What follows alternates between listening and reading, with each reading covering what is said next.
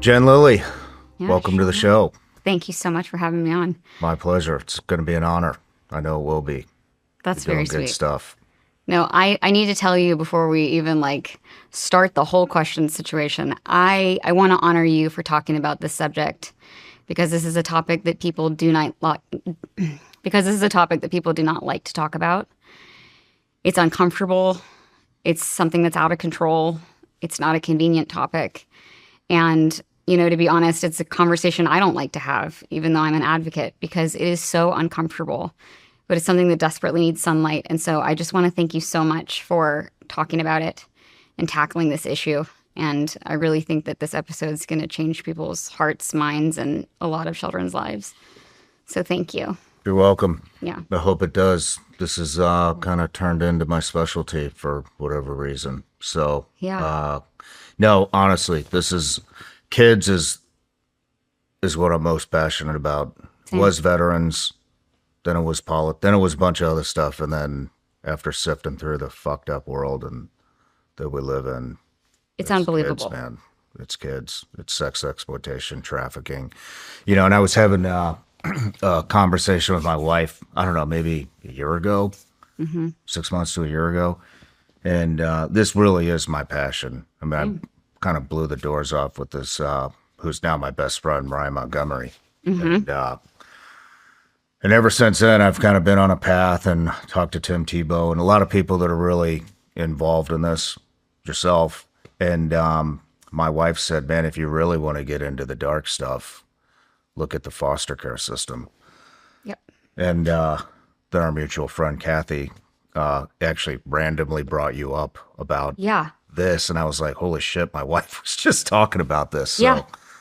I know it's dark. I don't know how dark. I started looking into it a little bit, and maybe the darkest thing that we'll cover, depending on how in depth you go. We're Yeah. definitely going to start a conversation here, though. Yep. It's really dark. I'm pretty The scared. audience should buckle up. Yeah, yeah. Yeah. It's the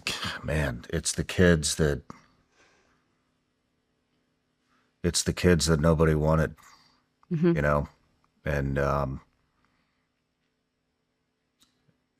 people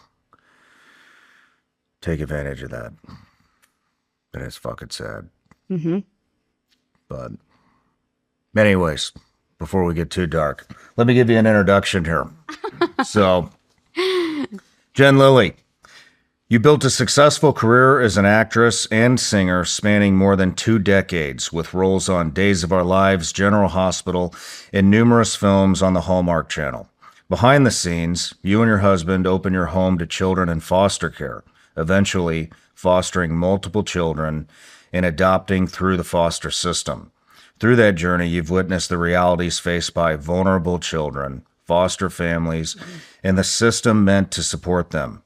What started as advocacy quickly grew into a renewed calling to fight harder for those who often don't have a voice.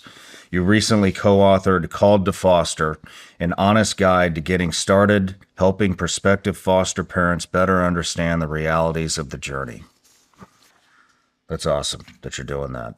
And so before we get too far into this, Yeah. everybody gets a gift. Oh.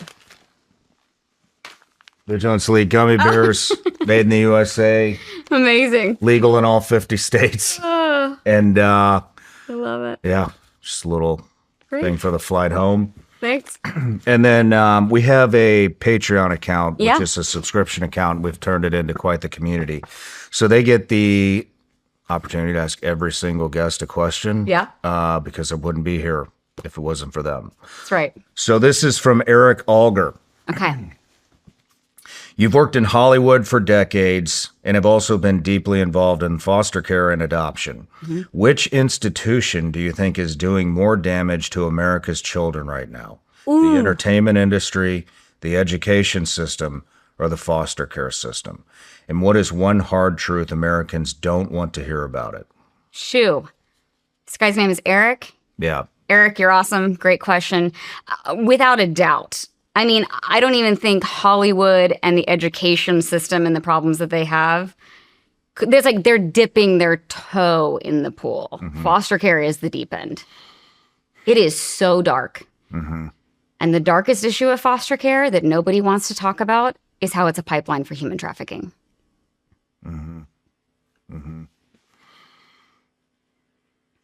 Man, I was just, what do you do? Like, I was just talking to my editors in the editing room when we were checking the camera angles, and I brought up an experience, and, but I mean, I think a lot of people have this experience. What do you do if you have that gut feeling that foster kids are being fucking abused, but there's no evidence? It's just a gut feeling. Listen. Because you know what's happening. Oh, like you can fucking see it, and it's just like, what do you do? You get involved. I mean, how do you get involved? You get involved. Well, the biggest way, obviously, to get involved is become a foster parent. And it's not as hard as people think it is. It's actually, there's a situation, not to go deep really fast, but there's a situation going on right now. It's like a big buzz that's going on in foster care. Alex Adams over at Health and Human Services, he's the head of the child welfare, basically on the federal level. He has started a new campaign called A Home for Every Child. And, here's the thing. It doesn't matter what your religion is. It doesn't matter what your socioeconomic background is. It doesn't matter what your politics are. Most people, the overwhelming majority of people, would agree that you don't mess with kids. Most people want the well-being of children. Most people believe that children deserve to have autonomy over their body and not be sexually violated. Most people agree that children should not be brutally abused. They should be fed. They should be bathed. They should be well cared for. I don't care what your politics are. That's true. So when Alex Adams comes up with a, slogan or a campaign called A Home for Every Child, the political optics is amazing. You know what I mean? Like, that sounds great. And I'm not accusing Alex Adams of anything. I've never talked to him. I don't know his intentions. I think that a lot of people have really good intentions, but the road to hell is paved with good intentions. A Home for Every Child, what Alex Adams and the HHS is doing on a federal level right now with this campaign is they are lowering the standards of what it takes to become a licensed foster parent. And when you lower the standards and make it easier to become a foster parent, you're going to recruit all the wrong people. I think the idea was we are in a crisis like we've never seen before in this nation with a lack of foster homes. We've lost 36,000 foster homes since 2018, and I'm sure at some point we will get into all the whys behind that.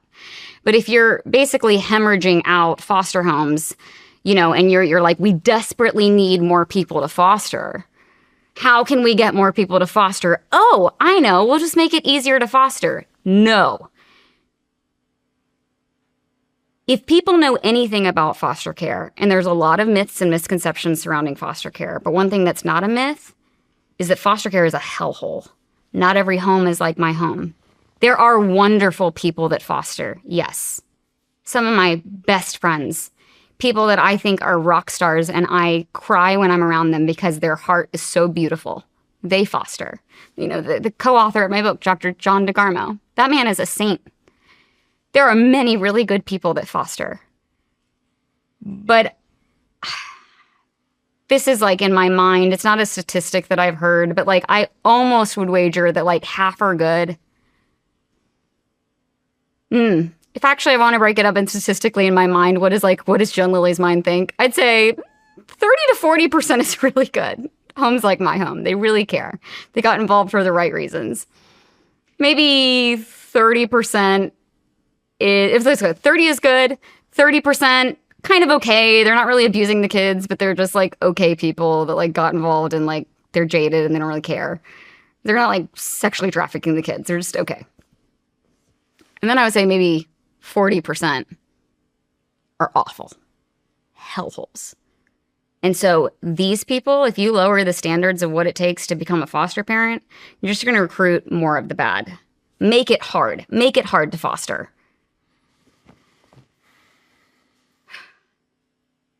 Yeah, I don't disagree with that. I mean, that's one thing that I've been trying to get people to understand.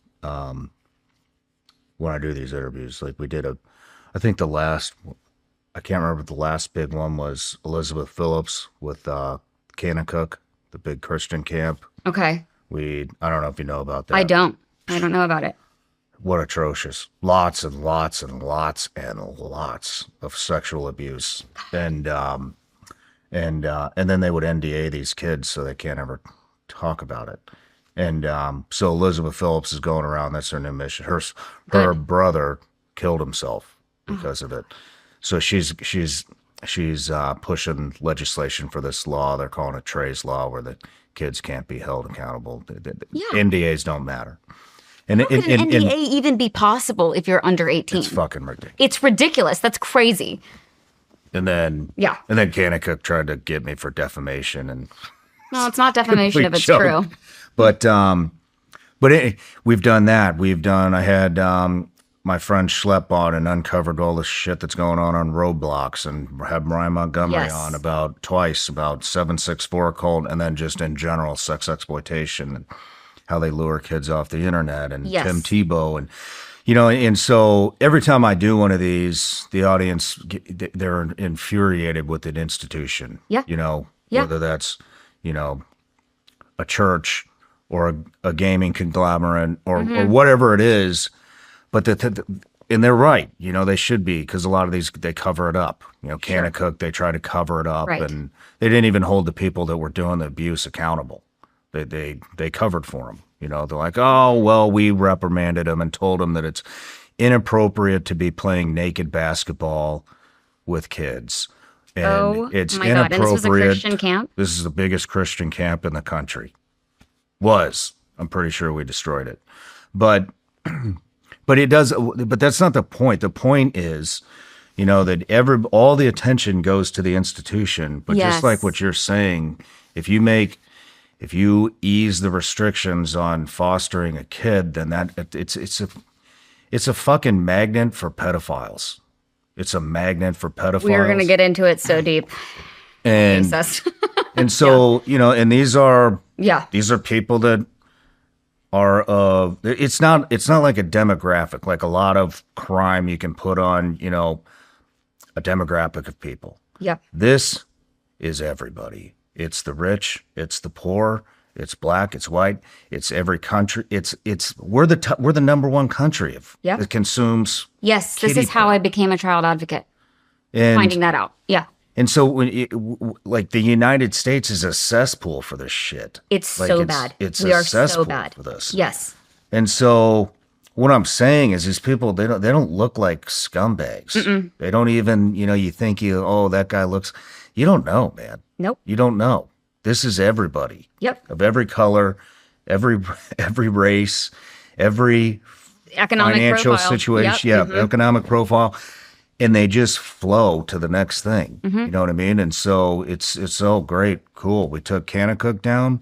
Yeah, maybe we got a couple of pedophiles uncovered out of it, but the majority of them are just going to flow to the next camp. Exactly. And it's what the parents are going to do. They're going to just be like, oh, that institution's bad? Well, I'll put my kids in this one. Dude, these fuckers are everywhere. They are everywhere. Like, how did the other counselors not... How does everybody become complicit to that? You know what I mean? I guess because their life is threatened, but I don't know. For me, I'm like, if there's one thing I'd be willing to get canceled, if that's even a thing, over, if there's one thing I'd be willing to like lay it all on the line, give my career up for outside of my faith, it's children who are being abused. Yeah. I don't even give a shit anymore. They can pull my platform. That's what I'm saying. So, like literally, I'll go live off a grid, Like, great, thank you. But I think before we dive into it, people just need to get that this isn't just an institution that's covering, trying to protect itself. It's all the people inside of it that are going to flow into the next thing. And there's millions of these people in the U.S. alone.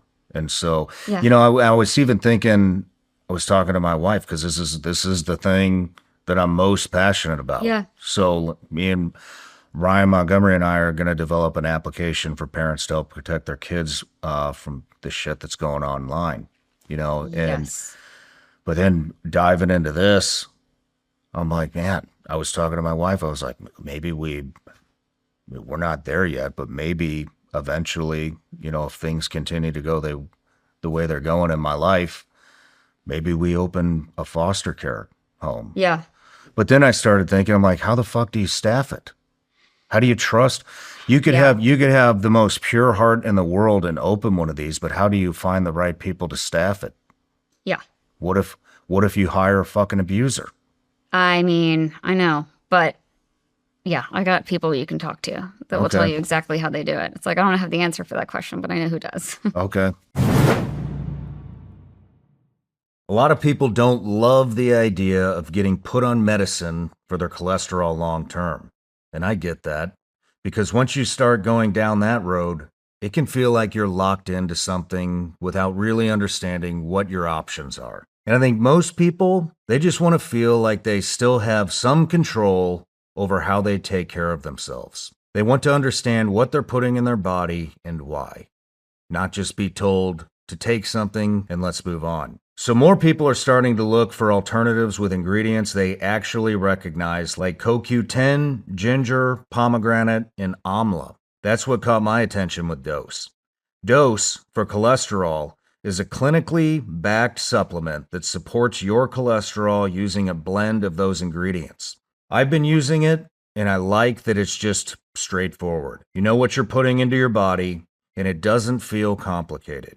It's simple. It's just a daily 2-ounce liquid shot, tastes like mango, no capsules, no powders, and it's easy to take. New customers can save 35% on your first month of subscription by going to dosedaily.co/SRS or entering SRS at checkout. That's dosedaily.co/SRS for 35% off your first month subscription. You grew up, your parents were fostering kids.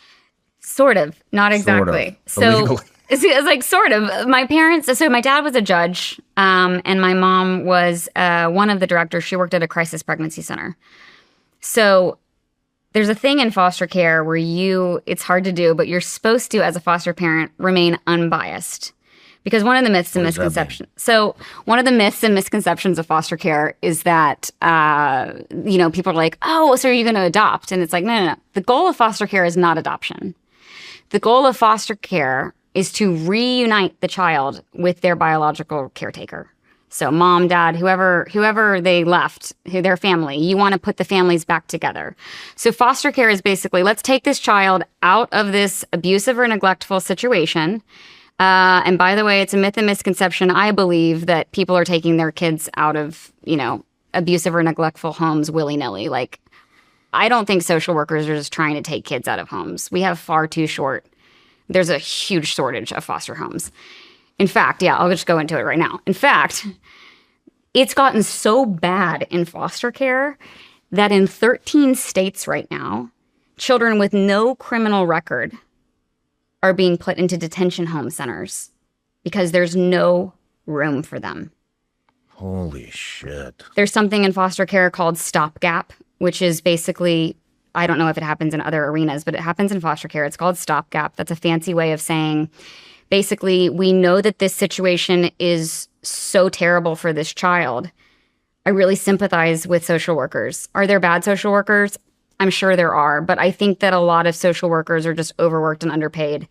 And I think that they have to make really hard decisions to remove the child from this situation because they know they don't have anywhere to put them, which is why my whole mission is like, I've just got to recruit better foster parents. So if a social worker is going into a home where the abuse or neglect is so severe that child needs to be removed from the home, that social worker, it has to be pretty bad for that social worker to be like, okay, I have nowhere for you to go, but here are your options. And this is going on across every state that I know of. Oh, man. Stopgap placement. The child will either sleep in a shelter until they find a placement. The child will sleep, no joke, in the social worker's office until they find a placement.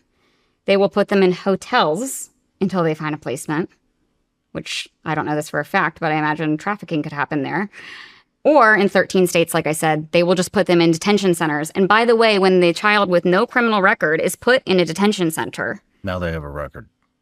they not only have a record, but they're treated as prisoners. There's not like a label on the kids that's like, hey, by the way, this is a child that's like being placed in foster care and they're just here as an emergency placement. We have no room for them. No, they're put in a jumpsuit. And like backing up from it, and I'll get back to like my parents. We'll get back out of this hole. But imagine a child who, the biggest myth and misconception of foster care, and I don't blame people for thinking this. My husband used to think this. My husband's amazing, obviously. Listen, I'm a lot to wrangle. The man's a saint. But 51% of surveyed Americans wrongfully assume that children in foster care are bad kids. That's probably the biggest myth and misconception. Children who are in foster care were put into a system that's terribly broken. They never asked to be there. And they were removed because of someone else's choices. Because their caretaker or their biological mom, dad, grandparent, whoever's taking care of them, abused them so severely or neglected them so severely, the Child Protective Services had to step in. Now imagine being that child. This is what happens all across the nation in all 50 states. Child Protective Services gets called, and if the welfare worker decides that, yes, the situation is so dire that the kid needs to be moved right here and right now, if the child is considered lucky, they are given a trash bag. This is real. They are given a trash bag, and they are basically said, you have 5 minutes to put anything you want, like to bring with you. Serious? Yes. There's a whole organization called Comfort Cases. I'm very close with them. That's their whole mission. Rob Shearer, who's the founder of Comfort Cases, he's amazing. He grew up in foster care, and he always had trash bags. And so when he and his husband started fostering, a child showed up at their house with a trash bag, and he was like, I can't believe this is still happening. So he started this amazing organization called Comfort Cases, where they basically give them a duffel bag, a journal, stuffy, clean pajamas, like all these toiletries, all the things a child would need. Imagine being a child who all of a sudden child welfare comes in. And what people don't understand is that if a child only knows abuse or neglect, as hard as it is to wrap our minds around this, that child still loves their mom or dad. They don't know many times this is not normal behavior. Even kids who are sexually abused, many of them, they don't know. They don't know this isn't normal. They don't know. It's normal to them. It's normal to them. So a social worker comes in, and then if they're lucky, they get a trash bag to collect their things, their teddy bear, any piece of home. Nobody tells them why they're being removed. They get put in a car and driven to a stranger's house. And I think about this all the time, like, what must go through their mind? Like, am I a bad kid? They don't know if it's their mom's fault, their dad's fault. Like, they don't know if it's their fault. And then they're going to go to a stranger's house and be told, like, these are your new parents. And it's like, you know, do they like me? Like, a lot of them have shame automatically of like what I have done. And then I'm thinking, you're telling me that right now in 13 states, and I don't know the states because the report is very elusive. I used a lot of AI to kind of, like, I looked up the entire report and like reading the report. It is a bipartisan. There's a representative. I don't know whether it's Congress or senator. There's a representative, I think it's Ossoff out of Georgia, and a representative out of Virginia, I think it's Hagan or Kagan, something like that, that are working on this. But even in their bipartisan report, because they've uncovered that this is happening in 13 states, the report doesn't exactly say which 13 states this is happening in. This is something I'm like currently researching. AI is like, we can probably tell you what 4 of the states are with a lot of certainty, but we don't know the other 9. Imagine being that child. You're in the social worker's car. Nobody's told you why you're being removed. If you even have a trash bag, maybe, you might not. And then you're dropped off at a detention home center. Of course you're going to think, this is my fault. I've done something. And no one explains to you why this is happening. Foster care is so jacked up. It is so jacked up. And I will tell you that it is proven time and time and time again that kids in foster care are 2 times more likely to suffer from PTSD than combat veterans. Yeah. Yeah.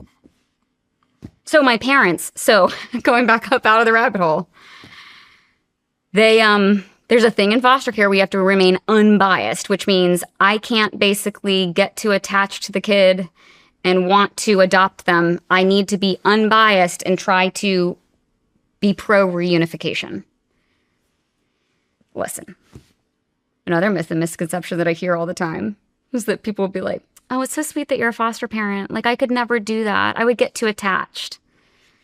That statement makes me want to cuss. I won't, because my fans would be very upset. But you can cuss for me, Shawn. But it makes me want to cuss because it's like, listen, if you don't think you could foster because you would get too attached, then you are the perfect person to foster, because these kids need your attachment more than you need to protect your heart.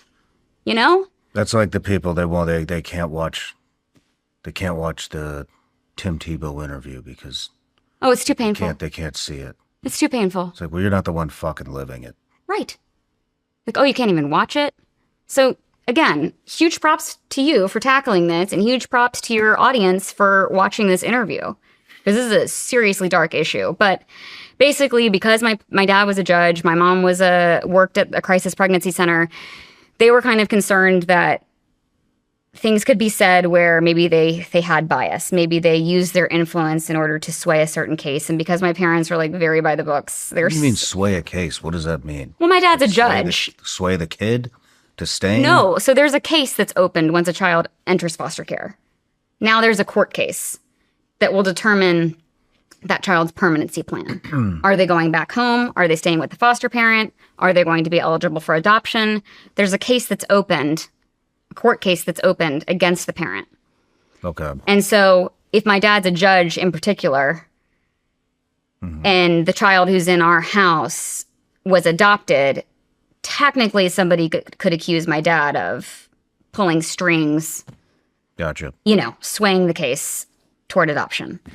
So my parents never became licensed foster parents, but there were often people living in our house who weren't related to us. And so I had many times, it wasn't ongoing, but I had many times throughout my childhood where someone who was not biologically related to me was staying at our house. And so that for me planted a lot of seeds of empathy. It made me interested in foster care from a young age. But my husband didn't want to do it, so. I mean, how would they integrate in? How would the child integrate in? Sometimes the parent was also staying with them, so it'd be like a family that just needed transition in life, so the parent would stay, right, and they're, staying with us. But there was one, I called her my foster sister. That's kind of what, my parents just set the expectation of, this person's going to be living with us, and we're going to treat them like our family. And as a teenager, one time we had a teenager living with us, and I thought she was so cool. So it was like, I finally have an older sister, So it was like, I was just raised to, I'd be like, that's my sister. Like, I told everybody, So I think it depends on, like, how your parents raise you. My kids know that my kids, like, desperately want to foster again, but I have 4 under 10, and I'm like, listen, the youngest just turned 4 last month. Like, Jackie's got to get into kindergarten before I tackle this again. Like, I'm exhausted. I feel like I'm failing you guys at all times. Like, I don't know why you think I can handle more kids. My kids are set on having 6. And I'm like, all right, listen. I told them the other day, I said, once Jackie's in kindergarten, we'll talk about, like, fostering somebody who's in an elementary school. But by the way, I love to put the fear of God in my kids. I'm like, yes, I'm nice, but I'm also, like, militant. I was like, if that child happens to go to your elementary school, you will never tease them. You will stick up for them. Like, if I ever hear that you tell the other kids that they're a foster kid, I will take every toy you have ever owned. Like, I will treat you like a criminal. Like, so I think it depends on, like, the person that raises them. Right. Right like, on. I don't know. My parents are just, like, normal. It's like, we're going to help them because that's part of my faith. I mean, what is it like for them coming in? For the child? For your growing up with that. I mean, I've read that it was kind of a revolving door at your house as a child. Sure. What was it like for the child who was basically in transition and living with us temporarily, or me, the child? Yeah, I mean, is it? I'm genuinely curious. Yeah. Like they show up, then what? Is it awkward? I mean, it's got to be a little awkward, I don't know because I was especially if they're coming from a lot of abuse. I think Especially if they're coming from house to house to house to house. Yeah. I mean, my wife was talking to a mutual friend of ours. Yeah. And he's really good friends with somebody that's made it out and is doing really well. Right. Appears to be doing really well. Yeah. And she had mentioned something that she went to a house and they were trying to rape her. Yeah. Over and over. Mm-hmm. And I guess in the foster care system, you have what would I call this? Like a big sister, like a mentor, or If you're lucky. if you're lucky. Yeah. And so she reached out and said, "Hey, this is happening. How do I deal with it?" And the answer was just, "Yeah, it's just something you're going to have to go through." It's like I lean forward and act like I'm surprised, but I'm not really surprised. I mean, that's so jacked up. It's not a unique story. We hear that all the time at Tulsa Girls Home. I mean, yeah, I could tell you stories that make your toes curl. What was it like for that child? I can't say what it was like. I mean, but I can say from friends that I have who have fostered while they've had their own children, or who have fostered older children who might be cognizant of that whole process. I think it's hard for them. I think they don't have expectations. I mean, right before the pandemic, we didn't officially foster because she was aging out of the system, but there was a girl that was aging out of the system and she had a terrible foster mom. Terrible, I would say she's in the second set of 30%. She's not like raping her, but she's a crappy foster parent. Mm-hmm. She's making her pay rent. She's like, the day your check dries up, you're out of my house kind of situation. And my husband and I were at this luncheon. There's this amazing organization called Olive Crest. And I don't know whether Olive Crest is national, but I know there's a lot in California. And they're a Christian organization. And in Los Angeles, every single year, they have a foster care luncheon. It's like a summit where they call the 300 churches in LA, 300 Christian churches in LA. And they're like, we want to talk to you about the state of foster care. It's awesome. Like, call the church to the mat. Because, by the way, foster care is a thing because the church closed her doors and assumed that the government would make a good parent. The government makes a terrible parent. Anyway, this girl, she's on this panel, and the panel is really awesome that they do this. There's this panel. It has a current foster parent. It had a parent who lost their child who ended up reunifying with their child. So they talked about their experience. The foster parent talks about their experience. Maybe a social worker. I don't remember who the third person was. And then this girl who was about to turn 18 and age out of foster care. And the question was asked, how has the church played a role in your life? And they passed this teenage girl the microphone first. And I think anyone could probably deduce what she was thinking about in her mind. But because I'm an actor, I was just like, it was almost like I could just read like thoughts going through her head. And she's just like, and you can tell that she's like, be a good girl. Don't say the wrong thing. Don't insult these people. I'm at like a church summit, And it was so awesome because I will tell you one thing. You want to meet a real Christian, go to Los Angeles. California Christians do not mess around. They are my favorite people in the whole wide world because it's like, oh, you actually you put your money where your mouth is, or put your mouth where your money is, or whatever, however that saying works. Like, they walk the walk. Why? Because it's not cool to be there. I grew up in the Bible Belt. I can say this. There's a lot of amazing Christians who live in the Bible Belt. There's a lot of also what I would call spiritually gluttonous people that say they believe this and they do not do anything about it. They're just taking it in. They're the bless me, bless me, bless me, because they don't want to be inconvenienced. They don't want to be out of control, and they don't want to do anything that's not comfortable. Mm-hmm. And to those people, I would say, look at yourself very closely because, and I'm just speaking to Christians, and by the way, people can foster. There are wonderful people who are not Christians. But I'm addressing the church who like needs to tackle foster care and needs to get involved and stop being so complacent. Here's the thing. What did Jesus say? If you want to be my disciple, deny yourself, take up your cross daily, and follow me. That's the only way you'll be my disciple. So we don't deny ourselves. We self-love, we comfort, we soothe, we want to look away, we want to have uncomfortable conversations, we don't want to look toward brokenness. But if you look at Jesus, he always ran towards brokenness. He didn't disqualify Mary Magdalene from being like his number one girl because what? Because she was a prostitute? No, he set her free, he loved her. Mm-hmm. Like Jesus ran toward brokenness. So this girl is like stumbling on the stage. And so it was so awesome because LA, different breed. All of a sudden, these like pastors and representatives, my husband and I were representing our church. We're not pastors, but they were like, yeah, go ahead. You guys are really passionate about this. They start standing up and they're yelling at the stage. They're like, come on, call us to the mat. Tell us what we could do better. Like, don't sugarcoat it for us. And I'm like, these are my people. You know what I mean? Like, yes, give it to me hard. Like, don't sugarcoat this for me. You tell me, how has the church played a role in your story? And so finally she bucks up the courage and she goes, I don't actually think I've had a positive interaction with a Christian my entire life. And I am, if you can't already tell, in my relationship with my husband, I am like the gas pedal, but I am like mashing the accelerator. I'm like, let's go all the time. My husband is not just a brake. He's like the e-brake. He doesn't want to do anything. He's like a homebody. Like we're totally different. We balance each other because I'm super crazy. I know.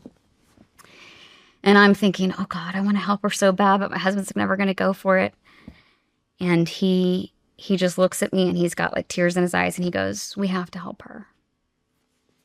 And I was like, great. So we talked to her social worker. We asked them questions. I went up to them and I was like, do not tell her that we are even considering this because I do not want to crush her.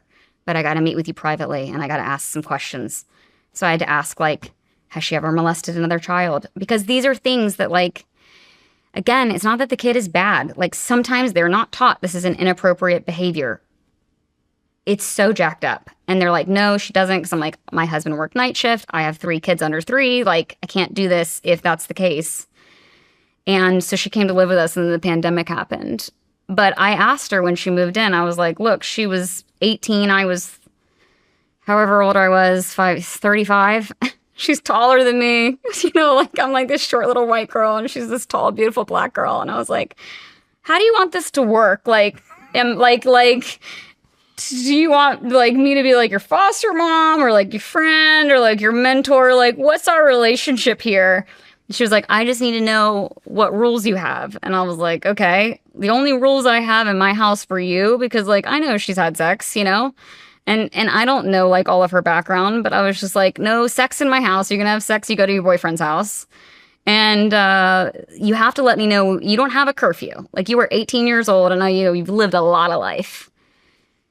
I do need to know where you are because I will worry myself sick. So like you don't have a curfew, but I need to know where you are. And I also need to make sure so that like the door is locked and things for my other kids.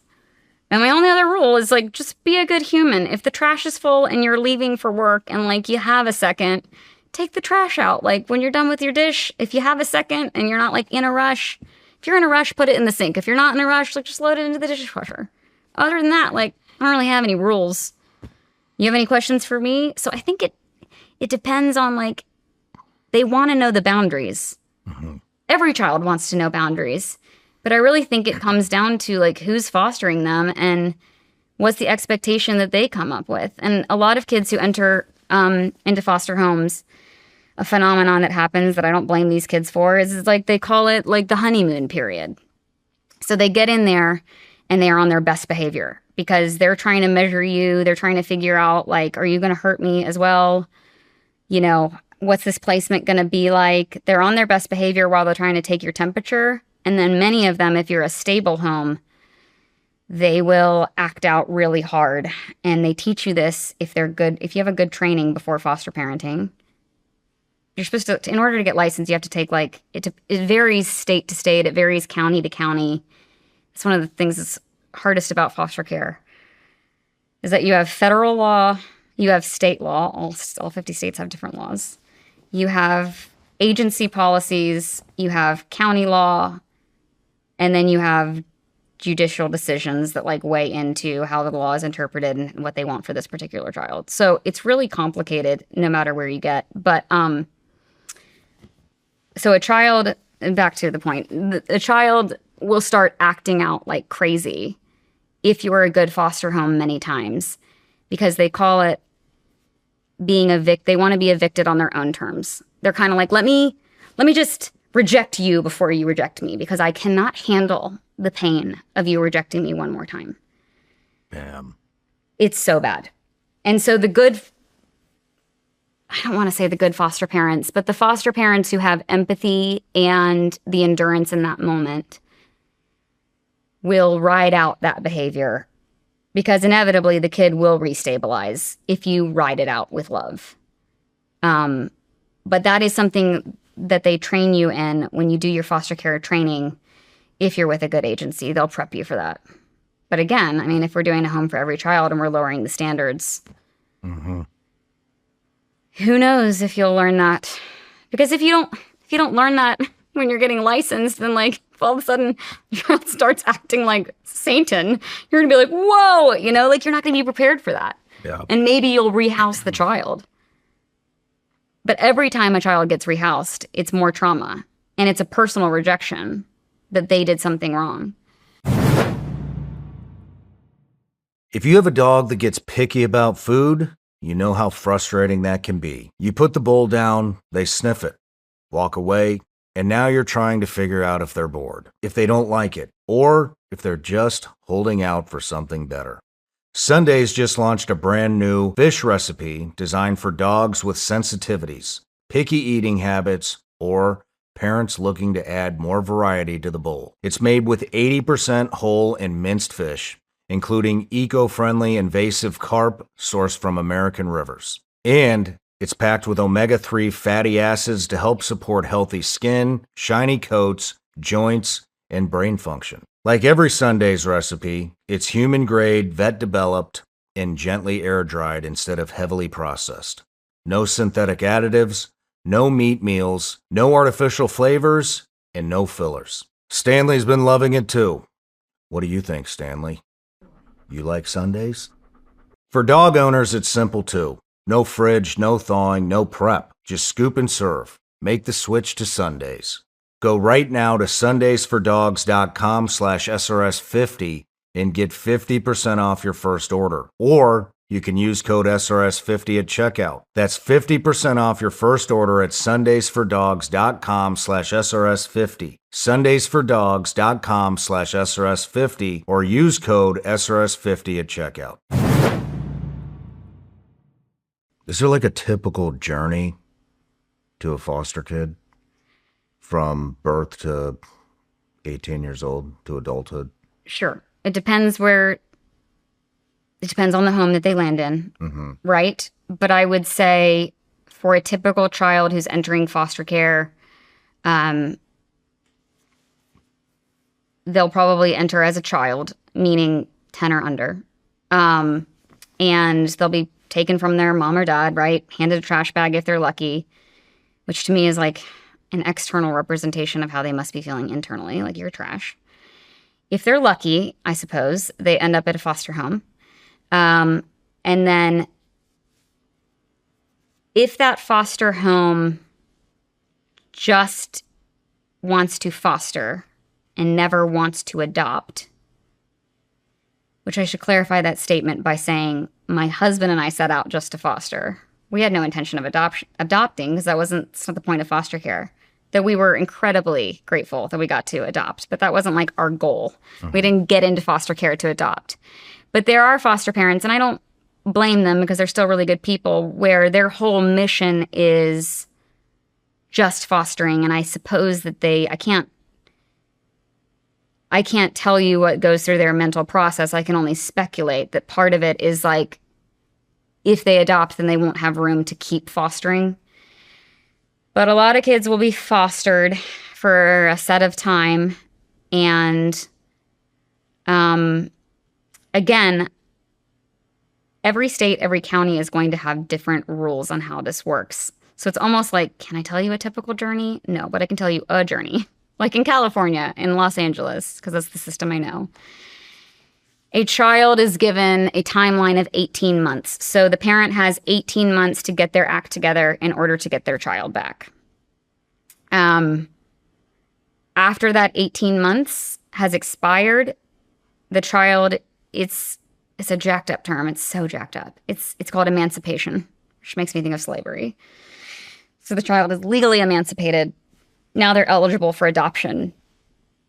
If that foster family wants to adopt them, that's like what happened with our boys. Of course, we wanted to adopt them. We adopt them. But a lot of kids will just ride through foster care until they're 18. And if they're lucky, they'll stay with the same foster home. But usually they're going to be bounce to bounce to bounce, you know, home to home to home to home. I know that the average kid in foster care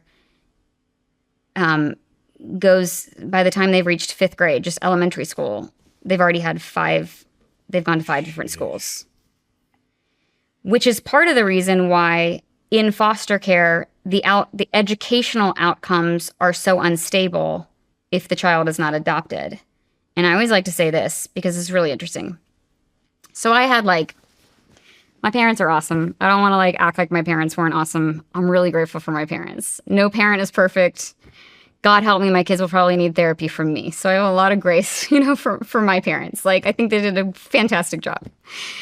But my parents, I am an A-type perfectionist because of the structure and expectations my parents put on me. It was literally you're going to go to the University of Virginia, come hell or high water and graduate top of your class. You know what I mean? And I did, don't worry. Not top of my class, top 3%. I did okay, When I told them I wanted to be an actor, they were like, what is wrong with you? They're very supportive now, but they were like, get a degree.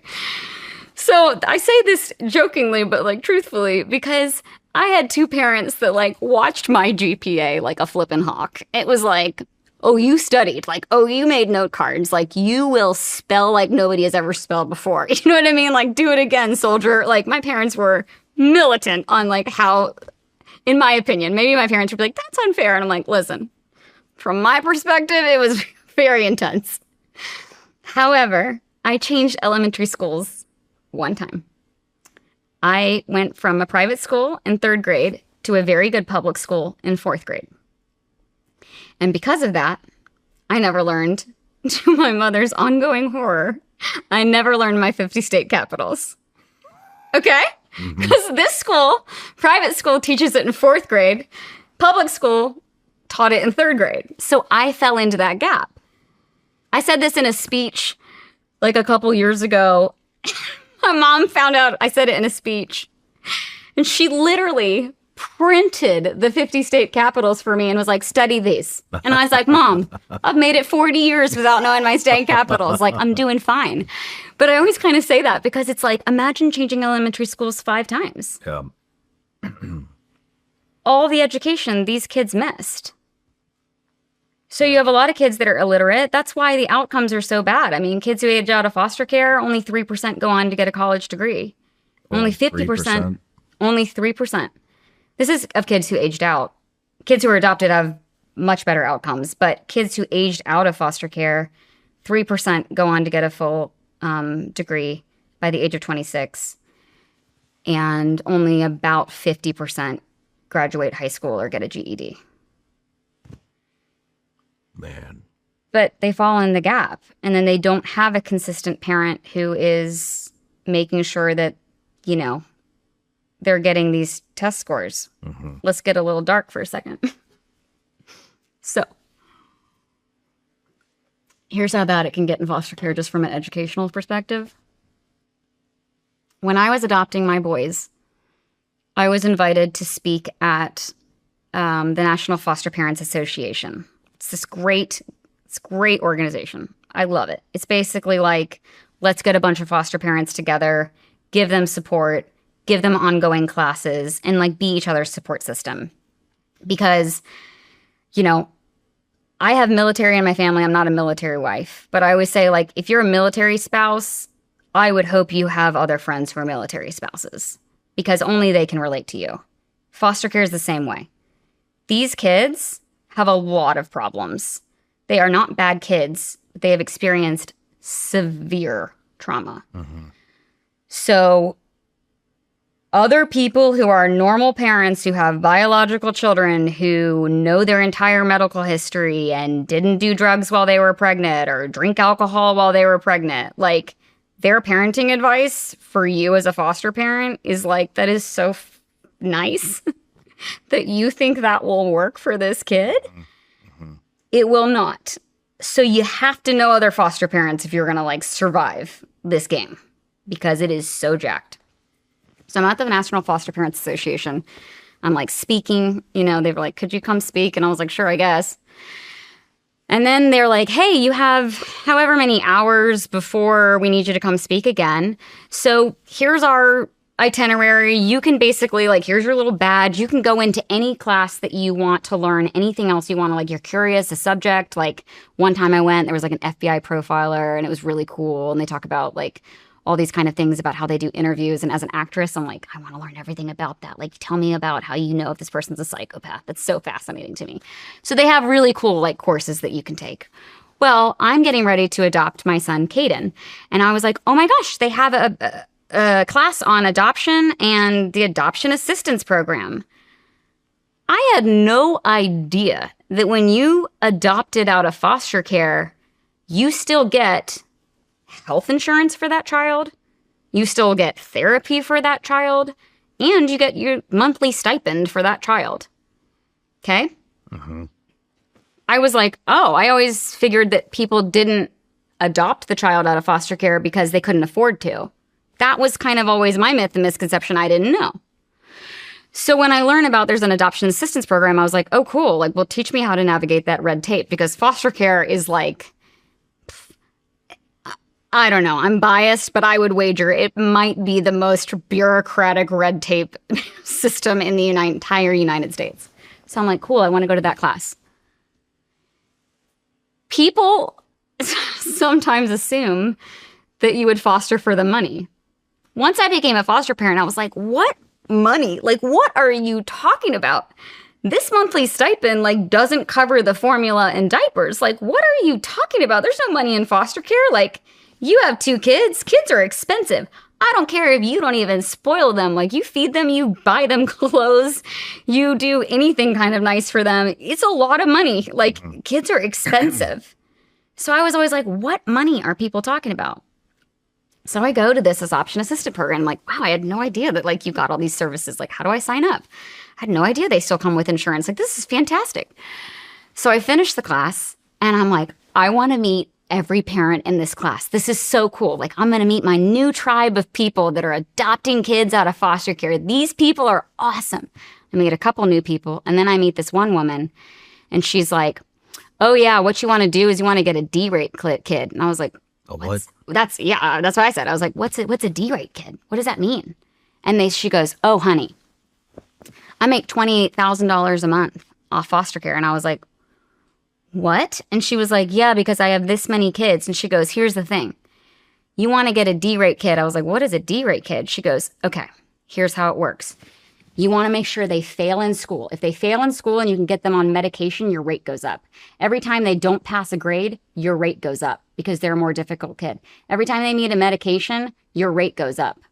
Holy shit, dude. And I was shocked. Like, I was like,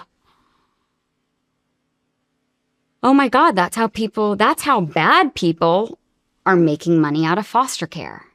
And that's one of the reasons the statistics are so bad.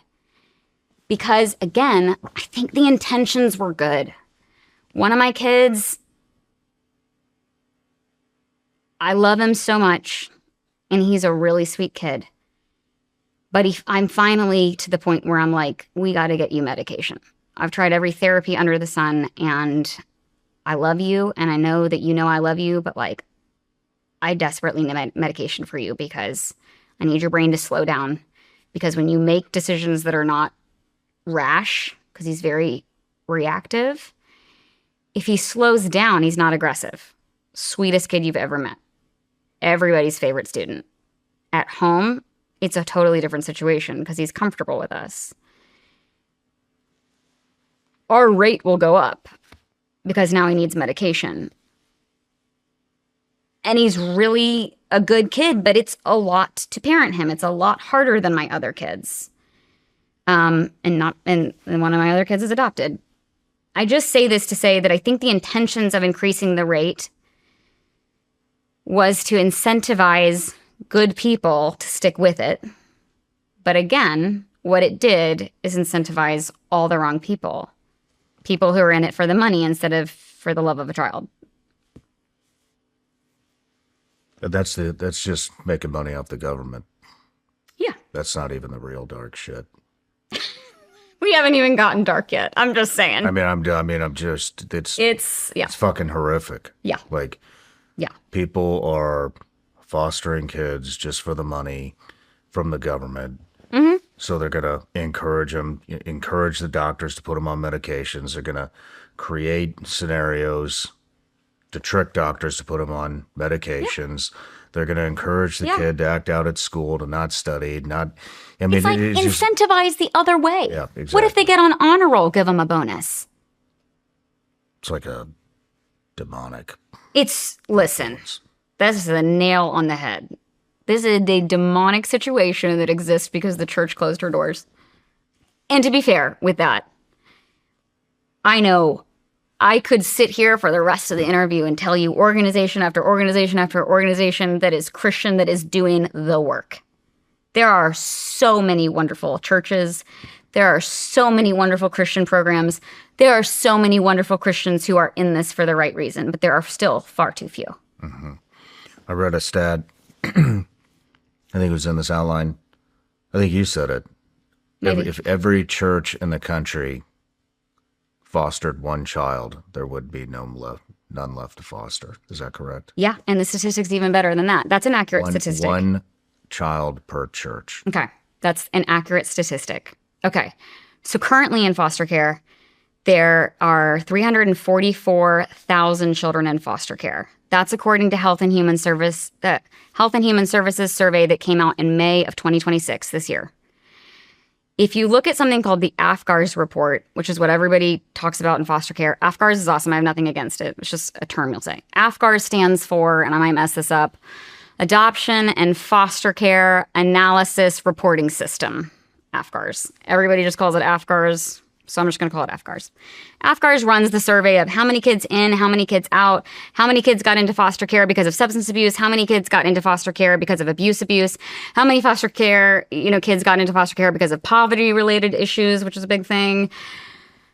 They want to measure all the metrics, and thank God for AFGARS. AFGARS right now will say 330,000 children are in foster care, but Health and Human Services says that 344,000 are in foster care. Okay, so I'm going to go with Health and Human Services because it's a little bit more accurate. You have 344,000 children in foster care right now. You have, on average, 350,000 churches in the United States. To my knowledge, that's just Protestant churches. So we're just talking Christian churches. We're not talking about Jewish churches. I don't think that includes Catholic churches. This is Christian churches alone. On average, on any given day, you have 350,000 active, open Christian churches. So yeah, if one family out of every church fostered, you'd have the whole problem solved. But the statistics are even more encouraging than that.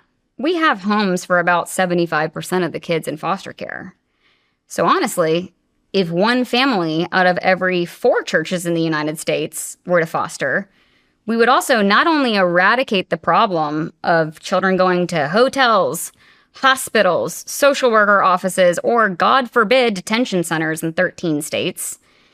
You would not only house every single child that's waiting for a home, you would have more than enough homes ready, willing, open, and licensed for when the next kid popped up into the system. But the reason I think that people don't do it, outside of it being uncomfortable, you have no control. That's the hardest thing about foster care. As a foster parent, you have no control over these kids' cases. You don't get an opinion. However, does the kid get an opinion? Not always. If their guardian ad litem, which is their lawyer, interviews them and asks them for their opinion, but many times the kid does not get an opinion. It depends on who the social worker is, if the social worker cares. And I don't mean that to say social workers don't care. Social workers are seriously overworked. For example, I had a girl, she was the whole reason my husband and I got into foster care, and her social worker was so overworked that I asked her, I said, how many kids do you have on your docket, like on your caseload? She said 86.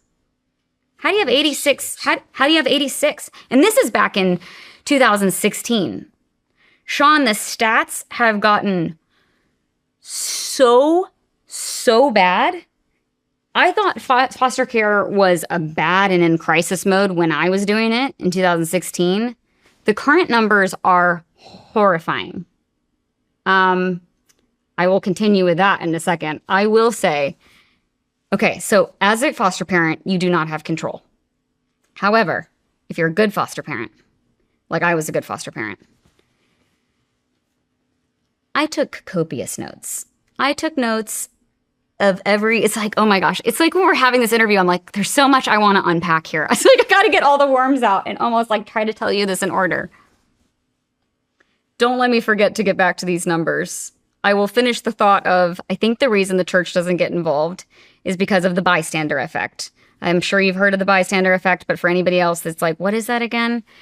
The bystander effect is this really interesting psychological premise that if someone's screaming for help in a grocery store, for example, most people will not get involved and help that person because they think that somebody else will do it. You are much more likely, apparently, statistically, to get help if you're like out in the middle of nowhere and somebody hears you. They're usually going to run and help you. But the bystander effect is just kind of assuming that like somebody else will do it. And I think that's what's going on with the Church of Foster Care. Is not only is it uncomfortable, and it's something we don't want to like deal with because we're worried about our heart getting broken, which makes me want to cuss, but I won't. I think it's also the assumption that like, oh, that's nice, somebody else will do it. Or that's nice, I could never do it, I'd get too attached. Oh, you have to be a special person to foster. It's like, I'm not the likely candidate to foster. I'm an actress. I'm out of town all the time. I'm traveling all the time. Like I have 1,000 children. I'm not the candidate. Mm-hmm. But if I can do it, they can do it. Okay. So when it comes to control and you don't have control as a foster parent,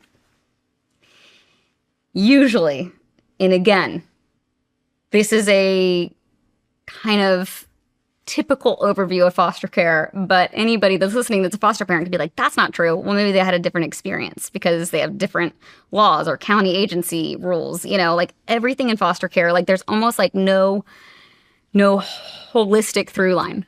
But in general, here's how foster care works. Child's removed from their home, they're put into a foster home, and at least in California, 18 months is on the clock for that parent to get their act together in order to get their kid back. During that 18-month period, the child will have visitation with their parents. In California, and this is not what happens in all 50 states, and I actually went to Congress to like rally and get this done, and everybody was into it. It worked. I didn't end up going forward into the law of creating this, so we'll like pause that and get into that. But this is how California does it. And as much as you want to say about California, and like, listen, guys, I am so apolitical, it's not even funny. I got no preferences, man. I think both sides are so jacked up. I'm just here existing, trying to love people. California does foster care pretty well, in my opinion, especially LA County. And that's because almost 10% of the kids in foster care are in LA County. Are you serious? Yes. Why? Because LA is where everybody goes to chase their dreams, right? I don't want to be a parent. I'm chasing the ladder. Like, I'm climbing the ladder. I'm climbing my status. Like, get out of my way. I'm the next big thing. So LA is like ground zero for foster care. And so with that said, I think LA does a really stand-up job.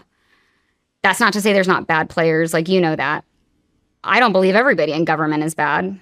I think there's a lot of bad people in government. I think there's bad. Me too. Yeah, I know. We have that in common. But I think there's bad players everywhere. I think you can't just say, like, broad strokes, every single person who worked for the government is bad. You can't. There are people that are, like, in there just dying, trying to fight a system that they're never going to win. Foster care is the same way. You have a lot of bad people in foster care. You have a lot of bad players in foster care. You also have good people in foster care. So California, here's how it works.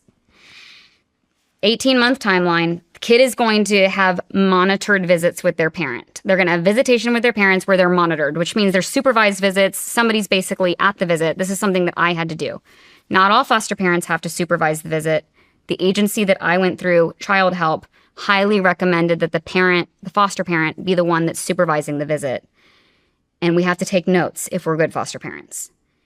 The boys, hold on. Mm-hmm. The biological parent monitors. Did I get that right?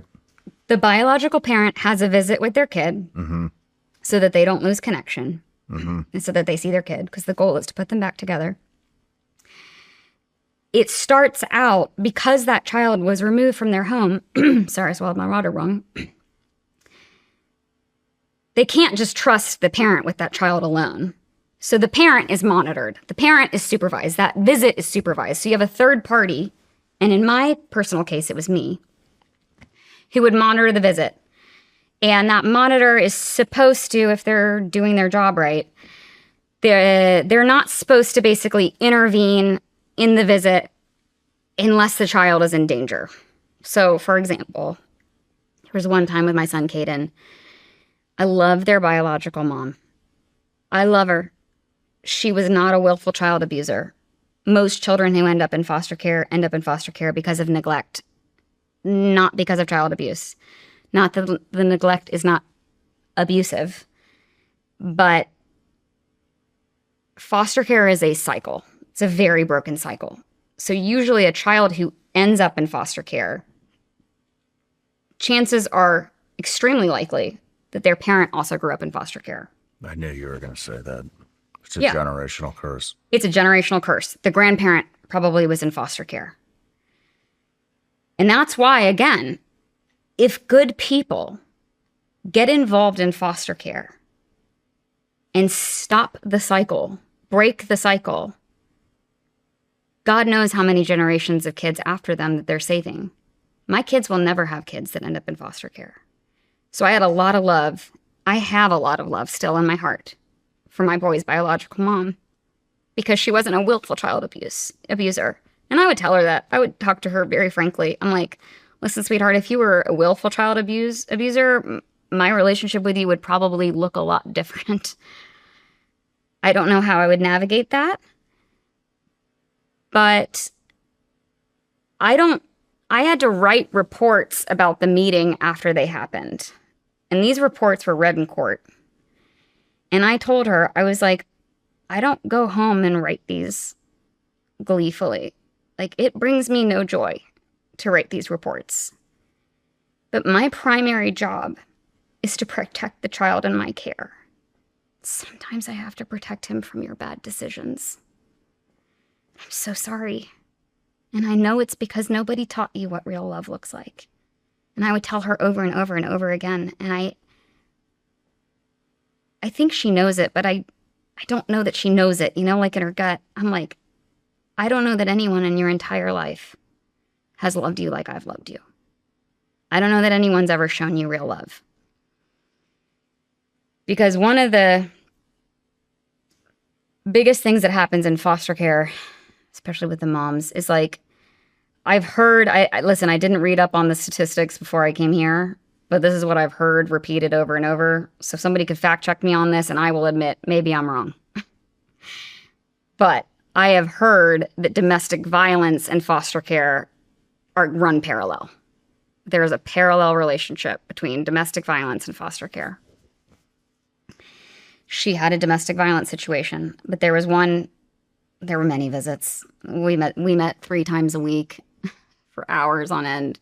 It was exhausting. And that's not required of all foster parents. So I don't want that to deter people, but I write about it all in my book. But there was one time where it was like, literally, Caden had scissors, which he shouldn't have had anyway. And I was like, okay, like, he has scissors. and he went to, like, the scissors were by an outlet, and he took the scissors and was about to put them in the outlet. And I just had to, like, sprint across the room and just grab him. And I had to write about it in my report.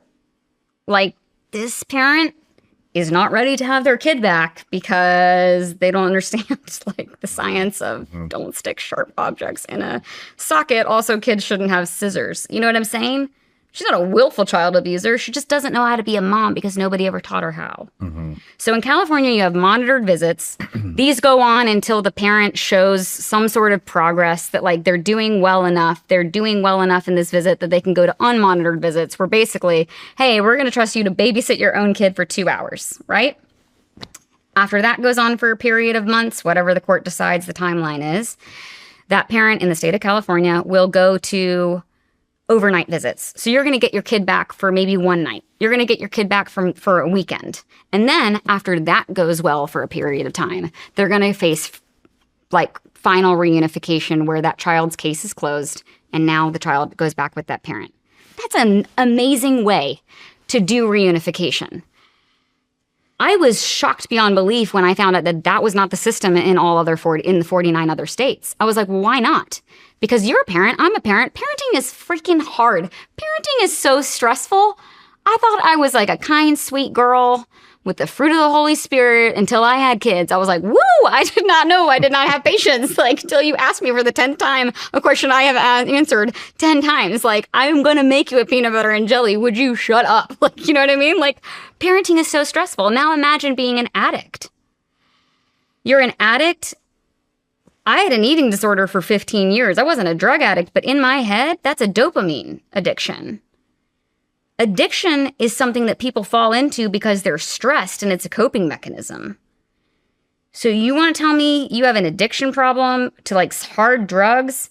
You've gotten yourself clean and then I'm just going to throw a child back at you full time without, like, first having gone through, like, dipping your toe back into parenting when I don't have my finances in order. I've just gotten sober. I'm not required to necessarily take parenting classes. Depends on which system I landed in as a parent. Now you're going to throw my obnoxious kid, like, back at me, who's been severely traumatized because they've been through my trauma. They've been removed from my home. They've bounced home to home to home, told that they're worthless. Nobody cares about them. Now I've got them back, so they're, like, super more traumatized than they were when I got them. You're going to expect me to stay, like, sober and clean and not mess up? Premature reunification is a terrible idea. To the point where 36% of infants re-enter foster care. I think it's within 12 months, definitely within 18 months. 12 months. Yeah. And then all other age groups. So infants is 36% re-entry rate. All other age groups, it's between 25 and 29% re-entry rate. And so I went to Congress in 2020 with Dr. John DeGarmo, my co-author, who is, like, the leading expert in this nation about foster care. I can't believe he wanted to write a book with me. I was like, bro, you don't want to write a book with me. I'm like, I'm a hot mess. You don't want to write a book with me. We go to Congress because he's in Georgia, I'm in California, and I'm like, I had no idea that this was not, like, the way that all reunification works. Let's talk to Congress about this. Bipartisan support. Every single person we met with was like, this is awesome. Let's do it. Let's craft a bill. By the way, have you ever considered running? And I'm like, there's not a situation where I work for the government. I'm sorry. That's not going to happen. But I will craft a bill. Then this person will remain nameless for safety reasons. We met with somebody, this is 2020. We met with somebody who was very high up in Health and Human Services. So they're on the federal level of handling welfare. Child warfare. Freudian slip or something. Yeah. And this person literally says, like, leave your phones outside this room. They are definitely listening. I need to talk to you before you get into this. I'm like, okay, cool.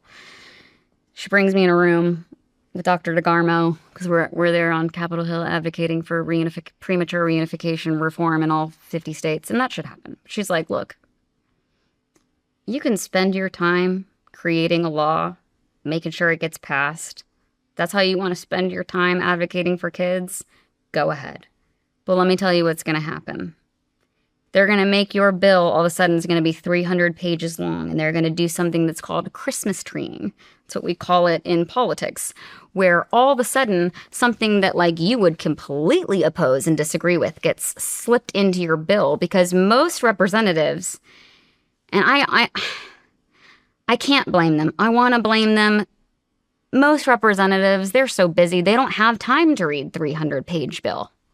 They're going to read the broad strokes, or they're going to get their assistants or their interns to basically be like, give me the summary, give me the cliff notes of what this bill is. A lot of these people don't even know what the hell they're voting for. They don't even know. Yeah. Like the good ones, like, at least get their assistants. What is my stance on this?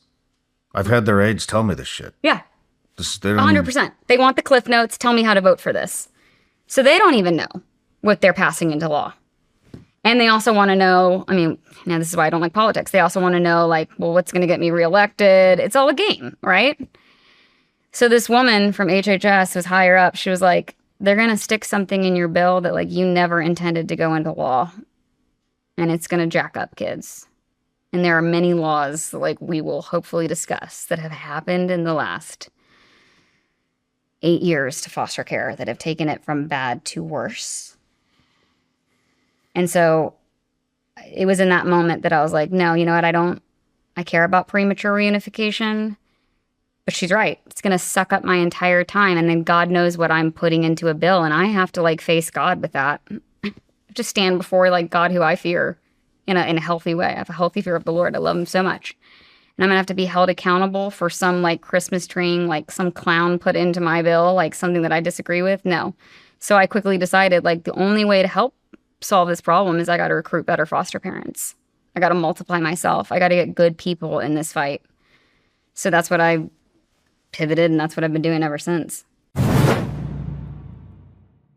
Most gear looks good until you actually start using it. Then you find out pretty quickly what holds up and what doesn't. That's why I keep coming back to Roka. These aren't just lifestyle sunglasses pretending to be performance gear. I've worn mine training, on the range, traveling, and outdoors for long days, and they stay locked in place the entire time. They're incredibly lightweight.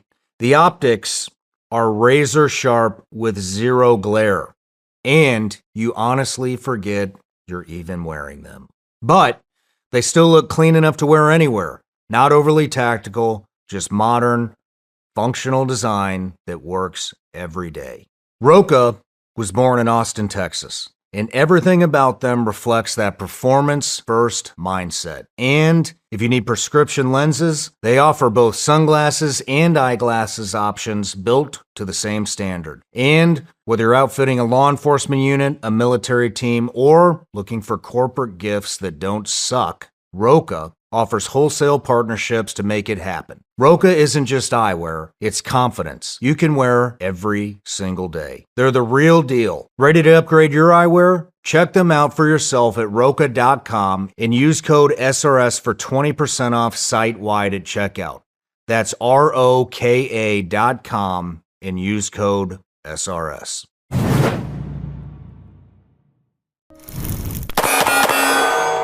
Welcome to Hollywood versus reality. They do it, right? What does he do in the movies? Tell me if I'm doing this wrong, because I don't watch any of this. Little flick like that, right? Seems pretty cool. It is pretty cool. Gotta silence it.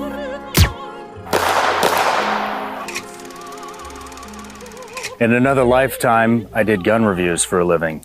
Proprietary magazines, supposedly the best engineering in the world. When that breaks, you're and now we're bringing them back. It does look pretty cool. I gotta admit that. All right, Jen, we're back from the break. Yes. The numbers. Okay. What numbers? There are so many numbers in foster care. I'll just start with the statistics so we don't get so far down this rabbit hole that we forget to go back. Okay. Okay. The first thing I'll say is that statistics are tricky because it depends, I have found, who funds the study, when was the study, What was the sample? Like, how many people were surveyed? How was the study conducted, right? So, like, these numbers can be they can fluctuate. Mm-hmm. There are different statistics in my book than the ones that I'm about to say. But when I was preparing for the show and I was looking at the current numbers, these are the current numbers, and I have all the data to back them up. Okay. Kids who age out of foster care, which means they never got adopted, they never got guardianship, they had no permanency placement, and they turned 18, and that's it. They're out of the system. They're on their own. Of those kids, that's called aging out of foster care, okay? Of those kids, here are the statistics. 46% will end up homeless by the time they're 26. 46%? 46% is a way lower number. To me, that number smells bad. That number smells like a lie. However, I'll stick to the number. At least 46% end up homeless by the time they're 26. Like I mentioned earlier with educational outcomes, only 3% will go to college, only about half will graduate high school or get a GED. Boys who age out of foster care, 5 times more likely than their peers to be arrested. Girls who age out of foster care, 14 times more likely to be arrested than their peers. Boys who age out of foster care, 6 times more likely to be convicted of a crime than their peers. And a lot of that is because kids in foster care are easily criminalized, because a lot of situations that would normally be handled within a family situation, where you as a parent would straighten your kid out or do something or intervene or hire an attorney or do something if your kid was acting out, that doesn't exist for these kids because they don't have anybody stable correcting them. That leads to having a rap sheet, having a record, which makes employment harder. It makes all things harder, getting jobs, job security, all these things. Okay. About half will have a substance abuse problem. Girls in foster care who age out are 2 times more likely. Actually, it might not even be who age out, but girls in foster care, definitely who age out, are 2 times more likely to get pregnant before the age of 21 than their peers. Again, it's a cycle that repeats itself. And Jeez. Yeah, and then and I think I said it earlier, maybe, there's like a prison pipeline, and that's very interesting because I think I said it earlier, but like kids in foster care only make up 1% of the kids, or less than 1% of the kids in the United States. Yet currently in all of our prisons and jails, 17 to 20% of the people in jail came from foster care. 17 to 20%?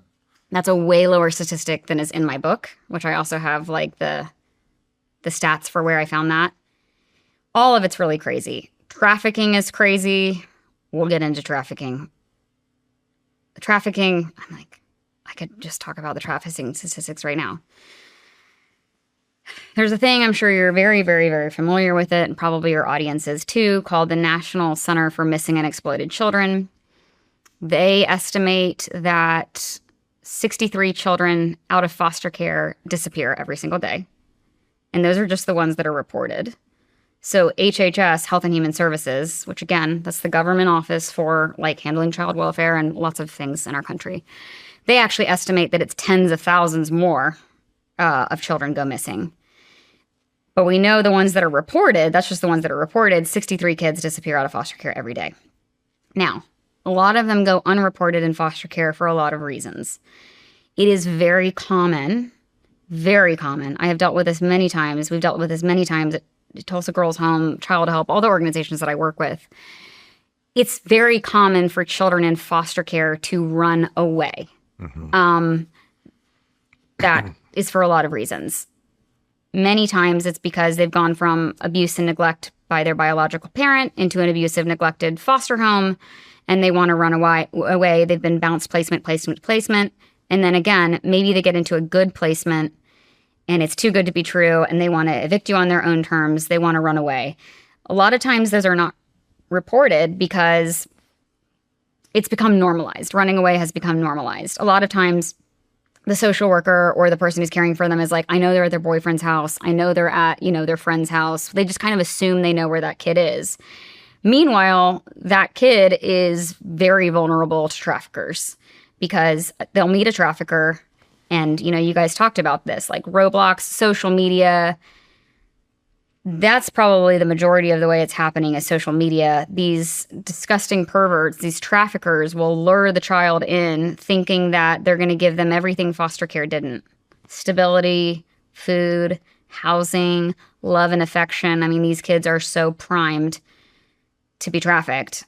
And then they go missing, it's unreported, and they get trafficked. So there's a huge trafficking pipeline that goes on in foster care. Now, do you think that they are targeted because they're in foster care, or Yes. is they just falling victim more than the normal child because of the circumstances? I think it's both. I think traffickers know that children in foster care, many of them are not, nobody's looking for them. How would they know who's in a foster care program and who isn't? I have no idea. I do not know how traffickers know that. I don't know. I don't know how it works. You know, I don't know how long they stalk them. I have no idea how a trafficker's mind works. But here's something I learned about human trafficking the other day that I will say to your audience, who is so wonderful to be watching in this hard conversation, that I'm going to spread some hope. I'm going to spread some love and some light at the end of the tunnel. But this is not that moment. So if this conversation's already been hard for them, now is the time to go get a water. They're used to it. Uh-huh. So anybody else, here we go. Because I learned this the other day, and I was literally on a flight, and I thought things from foster care could not shock me. And I almost barfed, like, on the plane. I was like, I don't think I can handle this. All right. I have fact-checked this 7 ways to Sunday. So I am 100% confident about what I am about to say. There is no federal law, nor is there any state law in any of the 50 states that makes it a crime to adopt a child out of foster care for the explicit intent of sexually exploiting that child. It's not illegal. What do you mean it's not illegal? There is no law. So, like, let's say trafficker A knows this, and this is already going on. Because I was like, should I say that on the show? Is this educating people how to traffic? No. Traffickers already know all this crap. That's why I'm like, you're like, how do they know if they're in foster care? I'm like, I don't know. I just know that these people have a insatiable demonic hunger for children, and I don't know how they figure it out. Okay. Right now in all 50 states, if a trafficker adopts a child out of foster care for the intent of selling them for sex, there is nothing the government can do. It is not prosecutable. There is a loophole in the system, but it gets so much worse than that. When a person adopts somebody out of foster care, they're given all the parental rights that a normal biological parent would have. Okay? So I have the same rights over my adopted children as I do my biological children. Samesies. Trafficker A knows this. Trafficker A adopts a child out of foster care with the intent of sexually exploiting them. It's not prosecutable. How is it not prosecutable? It is not a law. And by the way, it has been brought up. Congress is aware of this gap. Congress is aware of this gap. This situation apparently has been discussed in Congress. Nobody's doing anything about it. Congress doesn't give a fuck about kids. Like, I don't even know. Look at the Epstein shit. Look at the entire fucking administration. That's a whole different episode you and I can talk about. But they don't care. They don't, I guess. They don't give a fuck about anything but patting their own pockets. Everybody knows. Almost everybody knows it. Maybe the extreme right and extreme left don't realize it yet. But that's who the fuck they are. That's what our government is. Speaking of that, before we continue with Trafficker A and the adoption, let me tell you how I got into, like, this whole situation. So I found out when I booked General Hospital. It's 2011. I booked General Hospital. I booked this movie called The Artist. It was nominated for 10 Academy Awards. It won 5, including Best Picture. Amazing. Like, I'm on the map. And my publicist at the time, who promptly got fired, she's like, you need to, I'm thinking about, like, what is going to be the subject that I talk about, right? I'm all into the world water crisis. I'm a school tour speaker. It's true. There's a water crisis going on. The facts are there's more people that die in the world every day than war, malaria, and AIDS combined. Horrible. Clean drinking water, such an easy solution. It was a great thing to talk about. I talked about it for like years. There's a lot of celebrities talking about that because it's a really cool issue. It's very clean. It's very easy. There's a solution. It's very easy to talk about. So I start praying because I'm a person of faith. And I literally feel like the Lord's like, you need to look into what's going on in your own backyard. And I was like, what's going on? Like, what issue? He was like, this is all great, but there's people already talking about this. There's an issue that needs sunlight that nobody's talking about. So I'm in my office. Start looking on charitynavigator.org because there, I'm sure you know, are a lot of horrible charities that like don't do at all what they say they're going to do. I always tell people, I'm like, listen, if charity wants you to support them, ask them for their $9.90. That's their tax return sheet. You better look at their $9.90 and know exactly where those dollars are going because anybody will ask you for $1, but you better know where it's freaking going because there's a lot of bad nonprofits that are totally profiting off of your, generosity of heart. This is 2011. I come across what is now called, and you're well versed in it, child sexually explicit material. Okay? In 2011, it's just called child pornography. We don't call it child pornography anymore because, of course, that implies consent, and the kids, of course, do not have any consent. And I find out that the United States, like you said, is the #1 producer and consumer of child pornography in the entire world. It's not Thailand, and it's not, Russia and all these countries we want to, like, point our fingers at them and be like, ooh, child brides, whatever. No. We're the #1 producers. We're the #1 exporters. The average victim is under the age of 5. So back in 2011, before Snapchat, which was like one of the worst things that ever happened to children, Snapchat is like the devil. And the dark net wasn't like fully it wasn't as dark and deep as it is now, right? 2011 was still a time when basically, and I'm oversimplifying this, but like whatever, the broad strokes is true. Basically, you could monitor from cell phone reception towers and you could figure out like which IP address is like, where is the house that's making these child pornography files? I'm just going to call it child porn because it's easier to say. Okay.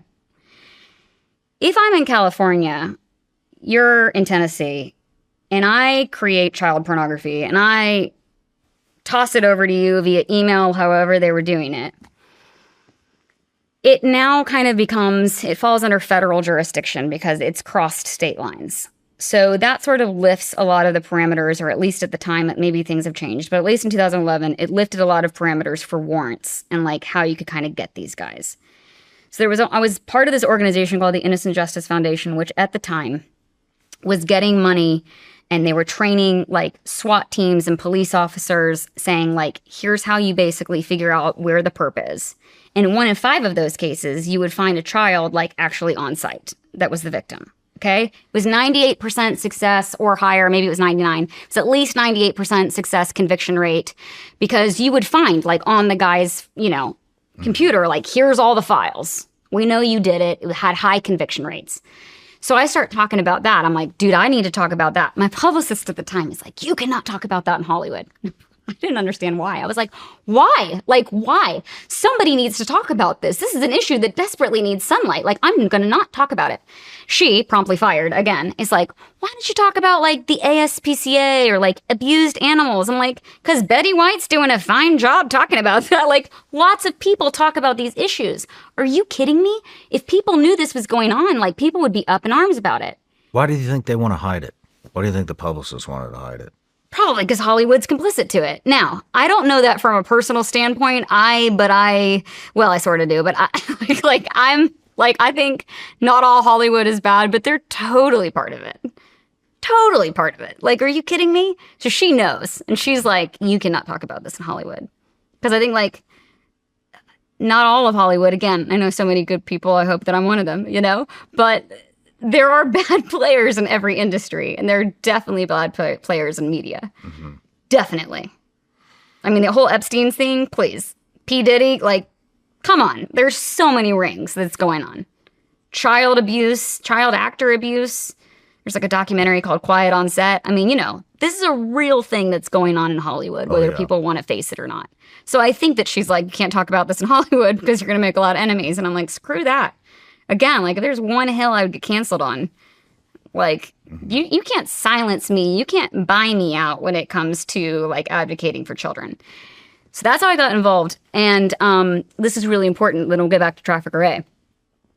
So the organization, Innocent Justice Foundation, I was not with them, but they went to Sacramento and they asked Sacramento, it was at least $200,000. It was either $200,000 or $250,000. Let's just be conservative and say we asked for $200,000 in order to get more equipment to train law enforcement. Like, here's how you figure out which cell phone towers these are bouncing off of. It was like very ironclad. It was a formula. The dark web didn't really exist so much. Human trafficking was like not even a phrase to my knowledge. Like, people were not calling it that. So we had a super high success rate. Go and make the case in Sacramento. We need $200,000 in order to buy this equipment, in order to train law enforcement how to find these perverts and get them locked up forever. We have a 98% conviction rate. Meanwhile, true story, another group, advocacy group, comes and asks for at least $200,000 worth of white paint in order to cover up graffiti. Guess who got funding? The graffiti. Mm-hmm. So when we went back and said, well, how could you pay $200,000 for white paint? Wouldn't you agree this is a more serious subject? And this was the answer we got from Sacramento. Now, I don't know who said this. I just know it was somebody from Sacramento in power. We don't get calls about kids being trafficked. You know what we get calls about all the time? Graffiti. What the fuck, man? So this is the same thing when you're saying politicians don't care. I'm like, look, I think some politicians would care, but it's not a pressing issue. And it's like, that's why we got to make it a pressing issue. Because they're addicted to this fucking power that they think they have. They really have no power. The love of power, the love of money. All of them. You see it right now. Like all these people, it's just fucking crazy, man. It's like, right. You have no fucking power, dude. You're a representative is how it's supposed to be set up. You have no power. Yeah. You're fucking scared to talk about kids being trafficked. Mm-hmm. You're powerless. You are completely fucking consumed by this fear of being canceled, fear of being not elected. You're consumed by power that doesn't even fucking exist. Mm-hmm. You're completely controlled. You can't even stand up for fucking kids. Mm-hmm. Yeah. Because you're addicted to a power that you don't fucking have. Your position. And we know you don't have it because you can't talk about fucking kids. Mm-hmm. Yeah, fear. It's all of them. Fear it's is such fucking a controller. all of them. It's all of them. Okay, so back to Trafficker A. Trafficker A knows he or she cannot be prosecuted, so they adopt a kid out of foster care. They now have all the parental rights. Currently, right now, these are the current stats, because again, this is Friday night. I'm on a plane, gagging as I go down the rabbit hole. I fact-checked this because I just did not want it to be true. Currently, right now in the United States, in 33 states, a parent, Trafficker A, can sign away their child to get married before the age of 18. They give parental consent. Child does not have to have their opinion. Child's not asked. I can sign away this child that's now legally mine, Trafficker A, to Trafficker B. Trafficker B can legally pay Trafficker A a bridal fee or a dowry. It's not prosecutable. Because we can call it a bridal fee when what it really is I'm purchasing a human for sex. Now, in these 33 states, 19 of them, if you have a marriage license, you are legally shielded from statutory rape because it's not considered rape inside of marriage. You're not raping a child. You're having sex with your spouse, your husband, your wife. Holy shit, dude. And in the other 14, law is tricky, right? That's why you always, like, if you ever need to be in a lawsuit, you need to get a good attorney because law is subjective to how someone interprets the law. So in those other, so it's 33 states where Trafficker A can sign away their child to Trafficker B. In the other remaining 14 states, maybe that person would be prosecuted, but there's a case, right? Because there's a marriage license. It's not a get out of jail free card, but maybe. Holy shit. And they know this. There's also something called being rehomed, which is as a parent, if I'm having an issue with my child, like, I can go send my kid to live with their grandparent or whoever I want. I have that right as a parent. You're going to go live with your aunt. You're going to go live with your neighbor because I can't handle you right now. That's the excuse or whatever it is. Whatever reason. It's called rehoming. And they just get trafficked. Yep. Pretty freaking bleak. Yep. So that's one thing that's happening in foster care. And again, that's why I hope it upsets people. But it's like, what's it going to take for us to get upset enough to become a foster parent? What's it going to take for people to be upset enough to like mentor a child in foster care or become a child appointed special advocate, a CASA? You know what I mean? Like, I get it. Not everyone can foster. There's a lot of reasons why people couldn't foster. Maybe, they have a medical diagnosis or something. They're not able to. No one's ever going to like put a gun to your head and be like, you better foster. I get it. Not everyone's called to foster, but everyone is called to foster care. Because if you care about homelessness, if you care about human trafficking victims, if you care about domestic violence, if you care about substance abuse, if you care about child abuse and neglect, this is ground zero. And the statistics I told you earlier, like, that's the outcomes that happen if we don't step in. But if you step into a child's trauma when they're young, and even as a teenager, I mean, we have girls that come through Tulsa Girls Home, which is a qualified residential treatment program, which we can get into. It's like a whole thing. Group homes are not designed for kids. Like, group homes is like one of the last places you put a child. Because it's not good. They've been bounced around. They have so many behavioral issues that they need to end up in a qualified residential treatment program. That's the fancy term for it, a therapeutic group home. They're jacked. Like, they land here, they land in like the group home, they are jacked up. Still, with the right therapy, the right love, the right encouragement, you don't have to be a statistic, the right person saying, you know what, you are more than a statistic, you are more than a number. Statistics are so numbing. These are children. Those stats, they're children. And when people realize that this is a person who has never been told that they matter, when you tell them they matter, even if they're a teenager, those statistics go down. So it's like, we've got to get involved. All right, back to the numbers. This is so crazy.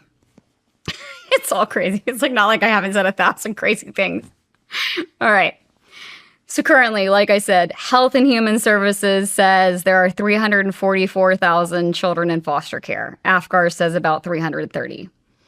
When I got the call to do this interview, I was like, they're like, do you know stats? And I was like, yeah, sure. I went to Congress. I used to be able to rattle them off. So I'm like, let me just quickly look at the AFCAR's report. I can tell you the current numbers. And I see that there's 330,000 in foster care on the AFCAR's report. And I'm like, what? That can't be right. Because when I was like super active in this, on any given day, it was safe to say there are 430,000 children in foster care. So I call it Dr. John DeGarmo, who's the leading expert in foster care in our nation, who does this, eat, breathes, sleeps, like he is an expert witness all across the country. That's what he does. He's an expert on child abuse and neglect in our country. And I'm like, John, can you explain to me what happened? Like, why are the numbers, like, why have they dropped by 100,000 children? Because as long as I was an advocate, and as long as everybody I know who has been an advocate, who is blue in the face, we have been, like, trying to put a dent in this system. How are the numbers this low? What happened? Like, did we really, like, are we fixing this? He's like, no. Like the worst thing that's ever happened to foster care. Hidden foster care. I was like, what? Okay. If you look at so there's 344. There used to be 437 kids in foster care at the peak in and around 2018, 2019. There was 437. It was like the worst numbers in foster care. I looked at the AFCAR's report because, again, that's the report that everybody uses, adoption and foster care analysis reporting system. In 2018, there were 675 children who had any sort of interaction with foster care. They might get a stipend. Somehow they're involved with child welfare. They might not be in foster care. 437,000 were in foster care, but 675,000 are being served in some capacity by the child welfare system. In 2024, there's only 505,000 being served by foster care. And I'm like, where did all these kids go? Right? All right. They go into, to explain this properly, that's 170,000 children gone, cleared off the books. And you can imagine this looks great for all the politicians.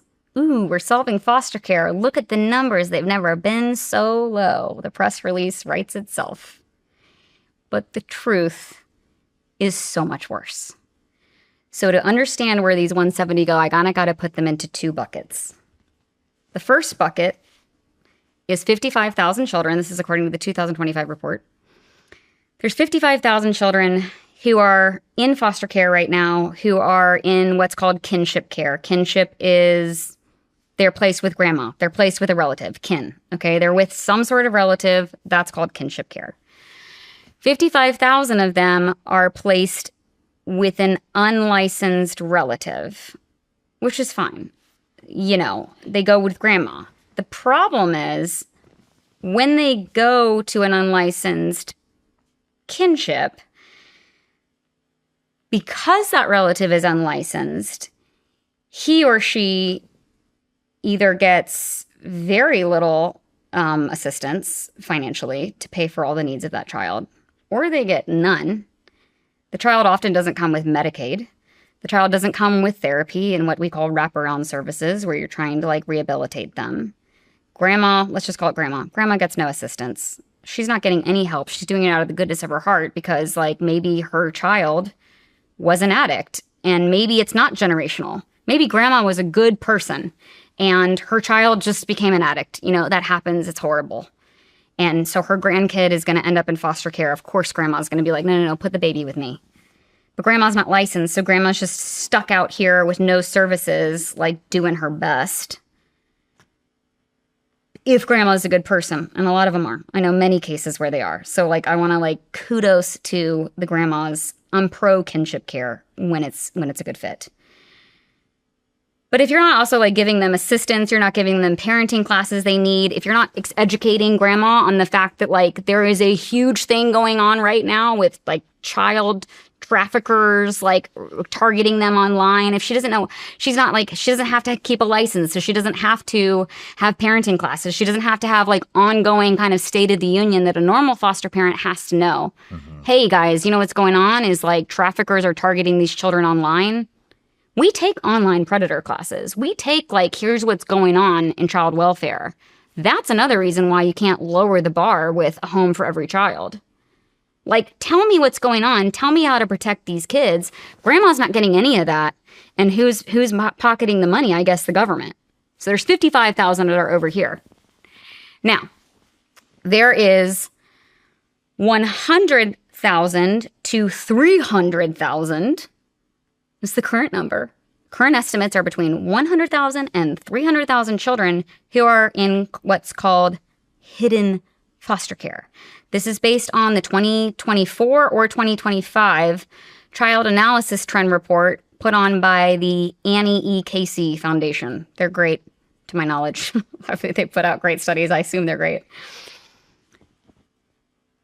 These are children who child welfare knows that they need to be removed from the home, but they just rehome them and put them with a relative or somebody else, but there's no court case that's ever opened. There's no record, which means there's no social worker checking up on their welfare. There's nobody looking at them. There's no case. So they've just taken the crisis and moved it off the books. And look at us. We're solving foster care. Holy shit. And you want to know why they're doing that? Of course you do.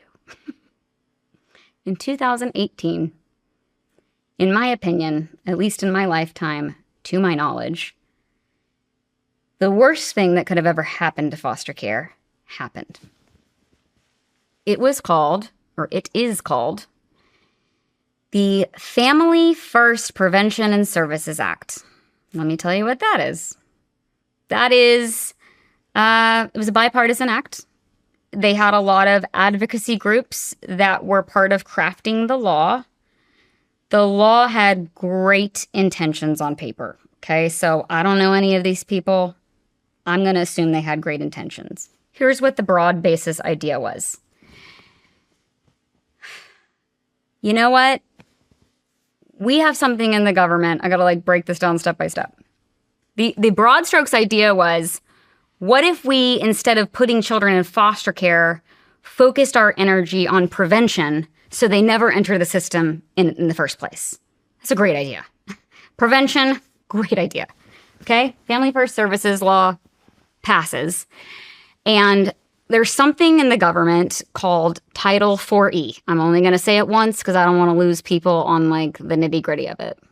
Title 4E is $9.6 billion a year is spent on children in foster care. So it's basically like a federal open checkbook. But the problem with Title 4E and that 9.6 billion with a B dollars is that this money only comes into play after the child has entered foster care. So again, it's bipartisan. This law passed with flying colors. Advocacy groups were part of crafting it, though I remember Dr. John DeGarmo specifically, and a lot of my friends were like, this is going to be a disaster, and it has been. When the 2018 Family First Prevention Services Act came along, they were like, hey, why don't we take some of the Title 4E $9.6 billion and put it toward prevention? Great. This is a great idea on paper. On paper, I could be a huge supporter of this. Here's why. The majority of kids who end up in foster care because of neglect. And many of that neglect is poverty-related neglect. Okay, so again, not to oversimplify it, because a social worker really is not, to my knowledge, in any case I've really heard, just yanking a kid out of foster care or out of their home because they don't have anywhere to put them. But there are a lot of times where the kid enters foster care because of poverty-related neglect, which means they don't have a bed, mom doesn't have groceries, mom's a single mom. There are amazing organizations. One is called Care Portal. I'm obsessed with Care Portal.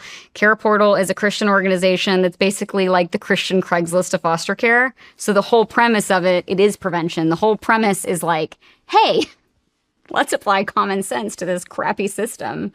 Maybe if mom is single and she doesn't have food in her pantry and she can't afford a bed for the child, maybe instead of traumatizing all parties involved, we should just get the mom a bed, fill her pantry. And by the way, as the church, wrap around that mom and be like, hey, sweetheart, being a single mom is gotta be tough. What can we do as a church to help you?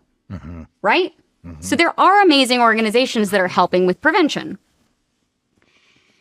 So Family First Prevention Services Act passes, and the idea is let's prevent children from entering care. Great. What it ended up creating was more bureaucracy and red tape on a system that already had enough bureaucracy and red tape. So it's caused a lot of problems. Very first problem that it's created is, it's oh my gosh, I have so many things swimming in my head. I'm I want to tell you all the things about Family First Prevention Services Act. I would say the first problem that advocates talk about with Family First Prevention Services Act of 2018 is that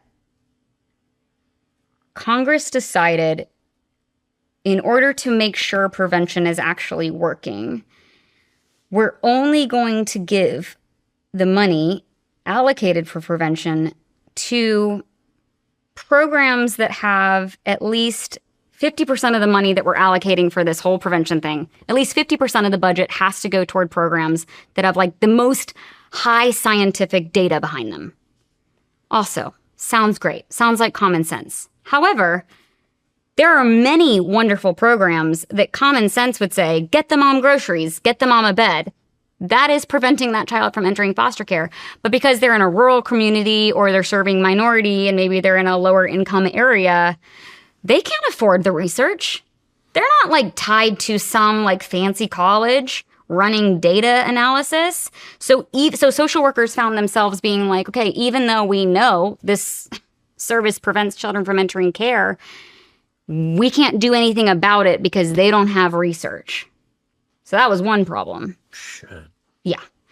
The next, and so like the solution to that, the common sense solution to that would be like, all right, look, you can do several things.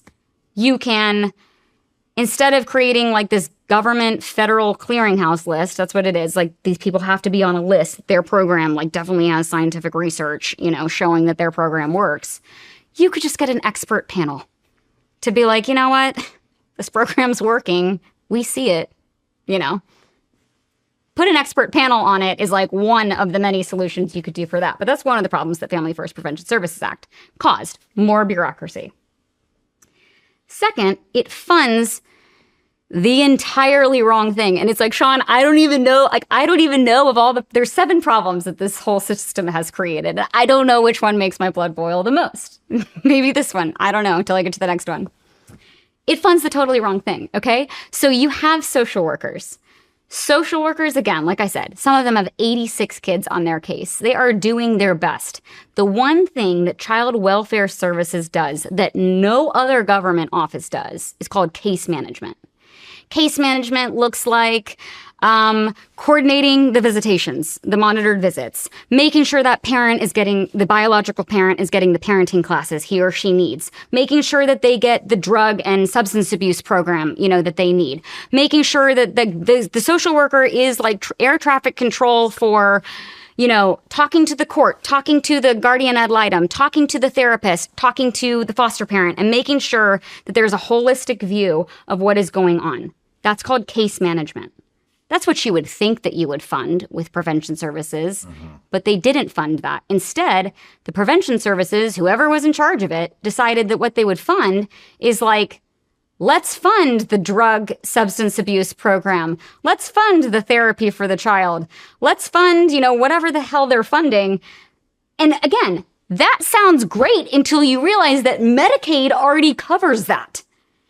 So now what happened is these social workers who just want to do case management, their entire day is now taken up pointing fingers, trying to decide how to exhaust Medicaid before they can get any Title IV money put into their case. So it's like, who's funding what? Now who's on first? And so critics of the Family First Prevention Services Act would say, let Medicaid fund what Medicaid funds, and let us fund case management. You want to hear something else that's crazy? Another problem? This is mind-boggling to me. Family First Prevention and Services Act of 2018 does not require any data attached to it. There are no analytics. So they say prevention works, but they have no way to measure the outcomes. Correct. What? Correct. So states are not required by this law. This law does not require states to measure the outcomes. So they can track how much they're spending, but they can't track whether it's working. There is no data system that shows how many people did your program help? How many kids actually were successfully prevented from entering foster care? Nobody knows because the law does not require the data to be measured. Holy shit.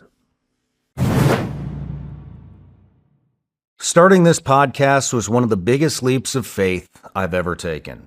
And at the time, I had no idea if anybody would listen, if it would grow, or if it would turn into what it is today. And when you build something from scratch, you realize fast how many moving parts there are. That's why having the right tools matters. And for me, and millions of businesses, that tool is Shopify. Shopify is the commerce platform behind millions of businesses around the world and 10% of all e-commerce in the US, from brands just getting started to massive companies you already know. And what I like is everything's in one place. Inventory, payments, analytics, marketing, all of it. They've also got AI tools that help with things like product descriptions, page headlines, and even product photography. And you've definitely seen that purple shop pay button online. There's a reason it's everywhere. It makes checkout ridiculously easy and helps businesses convert more sales. Start your business today with the industry's best business partner, Shopify, and start hearing. Sign up for your $1 per month trial today at shopify.com/SRS. Go to shopify.com/SRS. That's shopify.com/SRS. Next problem.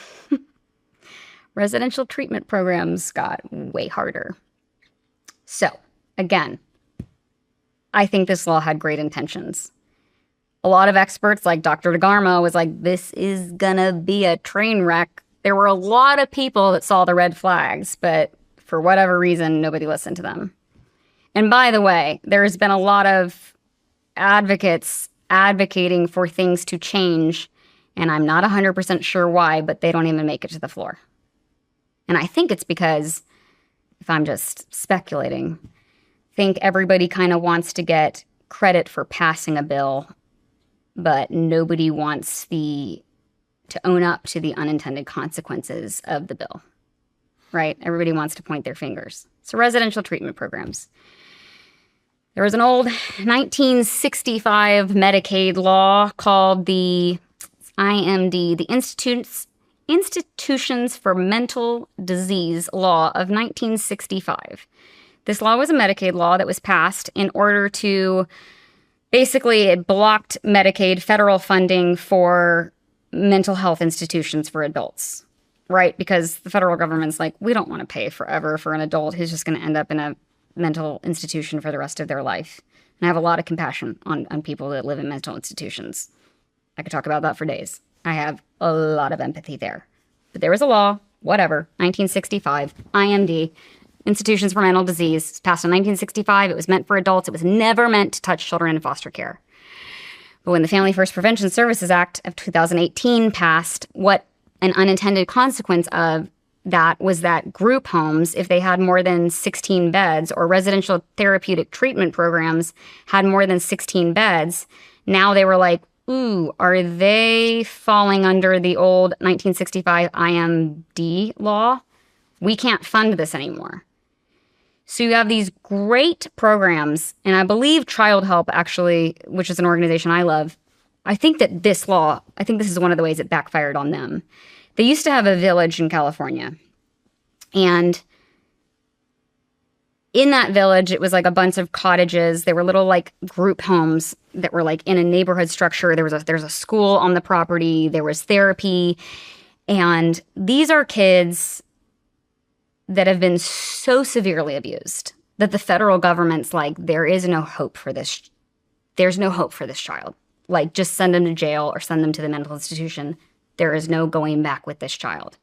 And the founders of Child Help, over 60 years ago, were like, not on our watch. Let's just give it a go. I think love can heal a child. So they opened up this village, for example, in Beaumont, California. I used to be one of their mentors, but the program's been shut down. And it shut down as one of the consequences of Family First Prevention Services Act. It complicated it. Children who end up at Child Help are literally, I know this case, children that, like, some of them were raised as dogs, for example. They've been raised their entire life in a cage. They made it to 9 years old. They don't know they're not a dog. No one's ever taught them how to speak English. They don't know how to eat food. They don't know how to speak. They don't know they're not a dog. You can't put that child in a foster home. You can't. That's why there's levels to foster care. There's normal foster homes. There's trauma-informed therapeutic foster homes. There's group homes. There's qualified residential treatment programs. And then there's jail and mental institutions. And then there was Child Help. So, of course, they have more than 16 beds. And the outcomes for the children who went through Child Help are incredible. Some of them went to go on to be like politicians, lawyers, doctors, teachers. These are the most severely abused cases that the federal government literally ships them in from all 50 states. And they're like, if you don't help them, nobody else will. Child Help, their village in California, doesn't exist anymore. Because you lose all your funding because somehow, nobody wants to pay for that anymore. So that was one of the problems. And I don't know if that's specifically why Child Hub got shut down. It was like a compounding of a lot of issues. It's kind of a complicated issue, but like that was one of the compoundings. You have something that this law of 2018 created, and it's called Qualified Residential Treatment Program. People in social, in foster care, they call it a QRTP. I'm not going to do abbreviations for you. That is a group home that provides a lot of therapy. That's what Tulsa Girls Home is. So you get the cases where like the kid's been bounced around, adopted to be raped. That's extremely common. That happened with the girl that we took in at 18. We asked her, we said, do you want us to adopt you? And she was like, no. And we were like, whoa. And she was like, sorry. When I hear adoption, to me, that means rape. And I know you guys don't want to rape me, but that's what I hear. Jeez. That's not uncommon. Yes. And it's not the first time I've heard it, Shawn. I can tell you at least 5 kids that I've talked to that have said the same thing. I'm sorry, adoption means rape to me. And then once they're caught in that adoptive home for being raped, if they're caught, they just get put back in the system. It's so jacked. So, Family First Prevention Services Act created something called a QRTP, which is a Qualified Residential Treatment Program. And they basically said, we're going to put these kids into this program, but we want to eliminate all these programs because the whole idea is if the statistics are so bleak, the statistics we went over, they age out, they become homeless, substance abuse problems, arrest pipeline, all of that. Well, they look at the data and it says that if they lived in a group home, their statistical, outcomes, likelihood of having these outcomes is 2.5 times more likely if they end up in a group home. It's not the therapeutic group home that's causing those statistics. It's that by the time you've worked your way up from family to family to family where you need a group home, it's the trauma. It's the unresolved trauma that nobody wanted to deal with. It's not the qualified residential, therapeutic treatment program that's causing that outcome. Nobody's looking at it right. Yeah. And the other thing that this law created for people that are actually doing it right is the assessment to get into the residential treatment program that was put into place, more bureaucracy because of this law, is maddening. It's called the CANS system. I do not know what CANS stands for. It's in all 50 states. Before a child can receive the therapeutic level of treatment that they need, like at Tulsa Girls Home, there has to be some sort of analysis that's run on them to determine whether they're eligible for those services.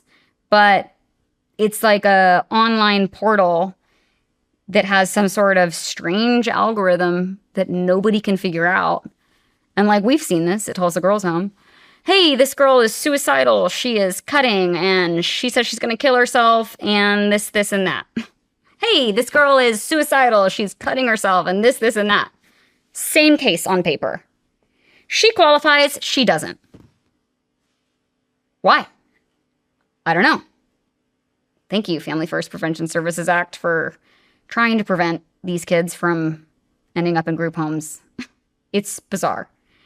And then another problem that's complicated because of it is that there was this thing, the fancy term is revenue neutrality trap. All that means is that instead of creating an entirely new revenue stream to say, you know what, we believe in prevention, but we know that we're going to have to pump money into preventative services. We want to stop the kid from ever entering foster care. Instead of creating a revenue stream and building this up and working toward prevention, let's get those families, especially if they're poverty related neglect, let's get them taken care of, which is not what Family First Prevention Services Act is budgeted for. Instead of doing all of that, sorry, I lost my place because it's literally just it's the messiest thing in the world, but it's okay. Oh, I lost my place. Let me look it up. Where is it? Where is the bullet point? Revenue neutrality. Okay. Yeah. So instead of just creating a new revenue stream, they whoever they is, Congress, SWAT, if we want to stop group home placements, we'll just defund the group homes and assume that we can put these kids back with normal families. But again, if the kid qualifies for a group home, they're so jacked up that they need this level of care. You can't put them with a foster parent. And most foster parents won't take them because they're like, I'm not qualified for that level of trauma. I'm not a therapist. I don't have, it's a totally different set of qualification that would qualify you to take a child that has been through that much trauma. So there's nowhere to put them. So all these kids like fall into the gap. Now they're being put in detention home centers because it's like, oh crap, we shut down your therapeutic residential treatment program. You didn't qualify to get in. Now we have nowhere to place you. I guess we'll just put you into a hotel until you age out. Jeez. Or jail. Or jail. So they basically like burned the bridge before they, it was like, let them get the therapy they need. You assumed that these kids, if you took the therapy away, that they wouldn't need it, but they need it. And then they did not do the math on there's nowhere to put them. Who comes up with this? Dude, I don't even know. It's again, there were advocacy groups. It was bipartisan. I don't know why people didn't see the red flags. But regardless, if you didn't see the red flags, but now you do, by the way, 2025 study, 8 years in, 7 years in was the data. We're 8 years in now. Data showed from 2025, this is mind-blowing, that of that $9.6 billion, only 2 cents of every dollar actually went toward prevention. And of that 2 cents, 60% went to administrative drag. Because there's so much paperwork now that all the kids are falling into the gap. Nobody can keep up with the paperwork because you got to have research and you got to have Medicaid billing first and you got to have all the paperwork and you got to have the CANS assessment. You got to prove that this kid is jacked up enough to need this therapy. And so all of these social workers who are already bogged down are bogged down with even more paperwork. And here's the stats. Here's the current stats as the result. 36% turnover rate in social workers within 18 months. That's just the national average. It's 57% in Florida. 18-month turnover rate. It might be annual in Florida. Foster parents, depending upon where you're surveying them, 30 to 50% of foster parents burn out within 12 months because you feel like you're in the system. The good players are quitting because they're like, I can't win. It's the worst thing that ever happened to foster care. And nobody wants to take blame for it. So nobody's really addressing the issue. And so again, it sounds so bleak, but my answer is then good people have to foster.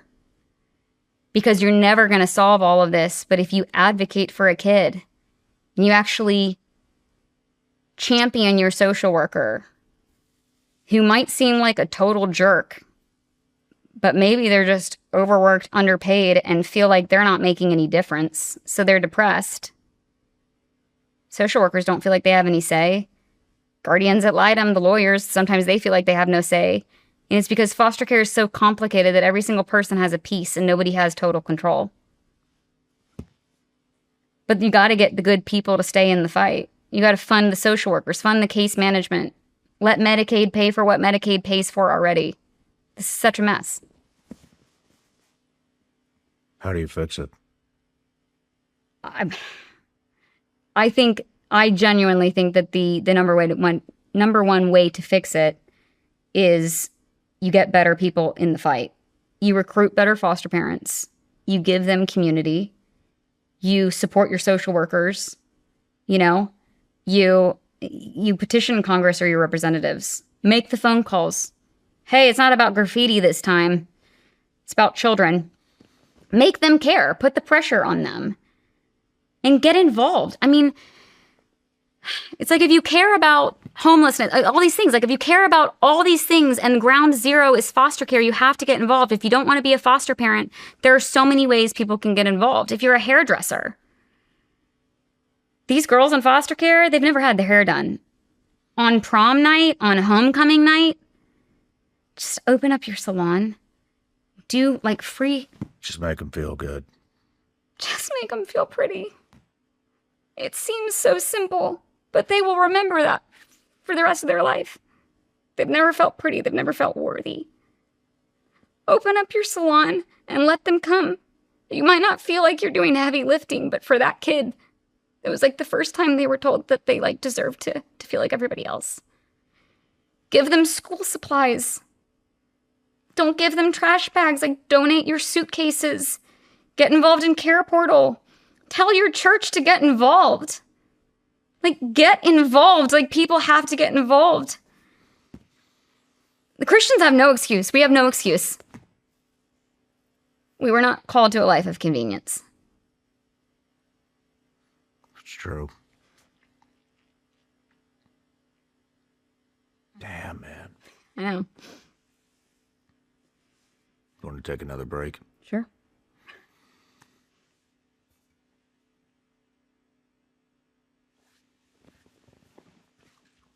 I could also say, before we take a break, so don't forget it. Are we still rolling, or did we cut? We're rolling. Okay. The other thing people can do is that 29% of the kids that are in foster care are currently eligible for adoption. They've been emancipated, and they've been told nobody wants them. And by the way, it's free to adopt from foster care. Actually, they pay you. There's an adoption assistance program, like I said, I discovered. Consider adoption. There's organizations like the Dave Thomas Center Foundation for Adoption. There's Adopt US Kids. There's many organizations where you can adopt a child out of foster care. Some of them are aging out, and they just need a place to come home to, you know, for the holidays. Help them transition into being an adult. If you're a financial planner, like maybe once a month, give financial planning to these kids. The outcomes for children who are adopted into foster care are far better than children who age out of the system. Kids who have guardianship, their outcomes are pretty parallel with adoption. Same for mentoring. Children who are mentored, like you don't even have to adopt. Children who are mentored, the statistics go way down favorable. There's a mentoring program? There's tons of mentoring programs. What is that? Big Brothers, Big Sisters. Child Help has a program called Special Friends. That's how I got involved in it. There's so many ways you can mentor kids in foster care. I promise across the United States right now, you could call up your local Department of Children and Family Services and Child Welfare Services, you know, and say like, hey, are there any programs in our area that do mentorships for teens in foster care or kids in foster care? And they'd be like, yes, we are so grateful to have your call. And they will put you in touch. I mean, I talk about it in my book. We have a whole chapter on like, here's all the resources. Here's all the ways you can get involved without actually becoming a foster parent. But we also need foster parents. Mm-hmm. And we need social workers. Or you can like go to a social worker. Like, what does it look like if you give them even $5? That'll buy a small latte at Starbucks. You know, give them a $5 Starbucks gift card. You don't know the straw that you take off the camel's back. Like maybe they were just about to quit. And you walked in their office and said, you know what, I see you. I know you're burnt out and frustrated. Do something. So this village in California you were talking about. Shut down. I think it's now a detention home. Oh, man. Does that mean all of these have shut down? Not all of them. There are many still qualified residential treatment programs. Oh, and by the way, here's what's also crazy about this. The data, since Family First Prevention Services Act passed in 2018, the data on the rate of group homes, because there are also group homes that are hell holes. I'm sure there are. Where trafficking is happening out of the group home. I'm sure. Page, back page there. I mean, it's bad. Because nobody pays attention to those kids. I mean, you're talking about these statistics. Yeah. And it's 50 to 80% of trafficking victims have child welfare involvement. 60% of likely victims missing to NCMEC were in foster care. I mean, 15 to 16,000. And by the way, the every statistic year with no family, about 40 a day, up to 46% 40 kids homeless. age out of foster care every single day. These 5 children die in the United States every day due to child abuse and neglect. 5 children every day.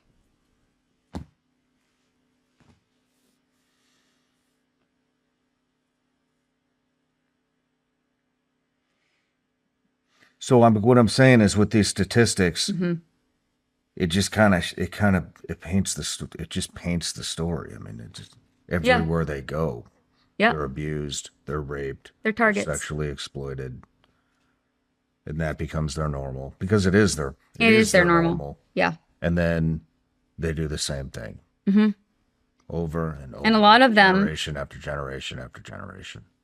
Yeah, and a lot of them, especially the girls that I can't get into a boy's brain, but the girls, a lot of them will commit a crime just to go to jail. Well, that's the other thing. I mean, if that's all they know is, if they're going to put them in detention centers, then that's home. It's literally home. like, I'm aging out. I better commit a crime so that I can get like a hot and a cot. That's kind of what I'm getting at. Yep. Nobody tells them they matter.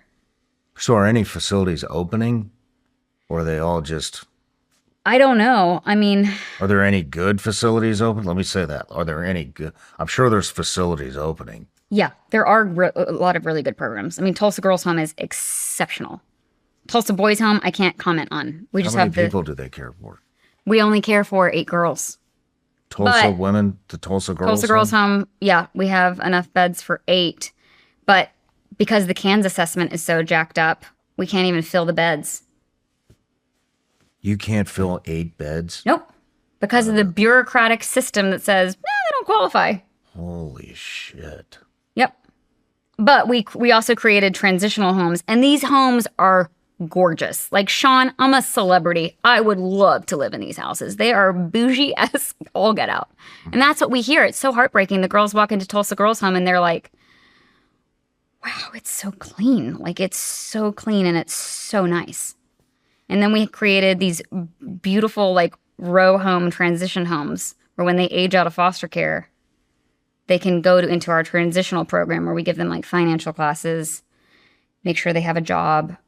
Like, we don't just leave them, you know? Well, that's something I wanted to ask. I mean, just a kid in the regular foster program who doesn't have a good family, who doesn't... They age out. It's nobody's problem. What is it? Is it like getting out of jail? Like, here you go.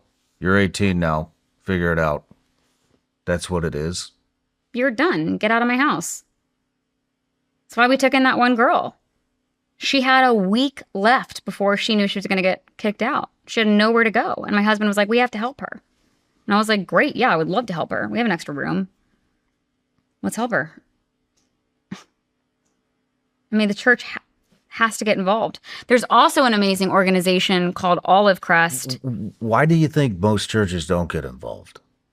I mean, you look, we're in Tennessee here. Yeah. There's a church on every fucking corner. You are the buckle of the Bible Belt. Yeah. And, I'll go to these churches. You know where they all go? They all go out of country.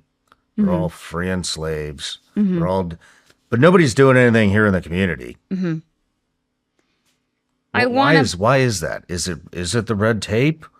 Is it all bullshit? Are they really freeing the slaves? Yeah. I want to believe that most don't know. Because I've been to a lot of these places where they go free the slaves as a SEAL and as a CIA guy. I didn't see any fucking slaves being freed. Yeah. Yeah, that's a whole different discussion. Yeah. I want to say the overwhelming majority is not aware. They're like me. I even had a leg up on foster care because I was some exposure to it as a child. I didn't know the statistics. I didn't know what was going on in my backyard. I didn't know there was like a epidemic of child abuse in the United States. I had no idea. So I want to say the majority of people just don't know. Then there's the bystander effect. Somebody else will do it. I mean, we've been saying there's a church on every corner of one person out of every 4 churches fostered. We've been saying that for over 10 years. Numbers haven't gone down. Oh, numbers have gone down, by the way. People will be like, aren't you excited? These numbers are amazing. I'm like, these numbers are BS. These numbers are not real. These numbers are hidden foster care. Take the crisis off the books. And where's that money going, by the way? Because if it's not going with grandma, if grandma's not getting the monthly stipend, kinship care is not getting the monthly stipend. Well, they came out a couple of months ago and said that there's an estimated $600 billion in fraud every year in the United States. So much for the GAO, Government Accountability Office. Yeah. was that a real thing? But that's what I'm saying. It's just like you're never...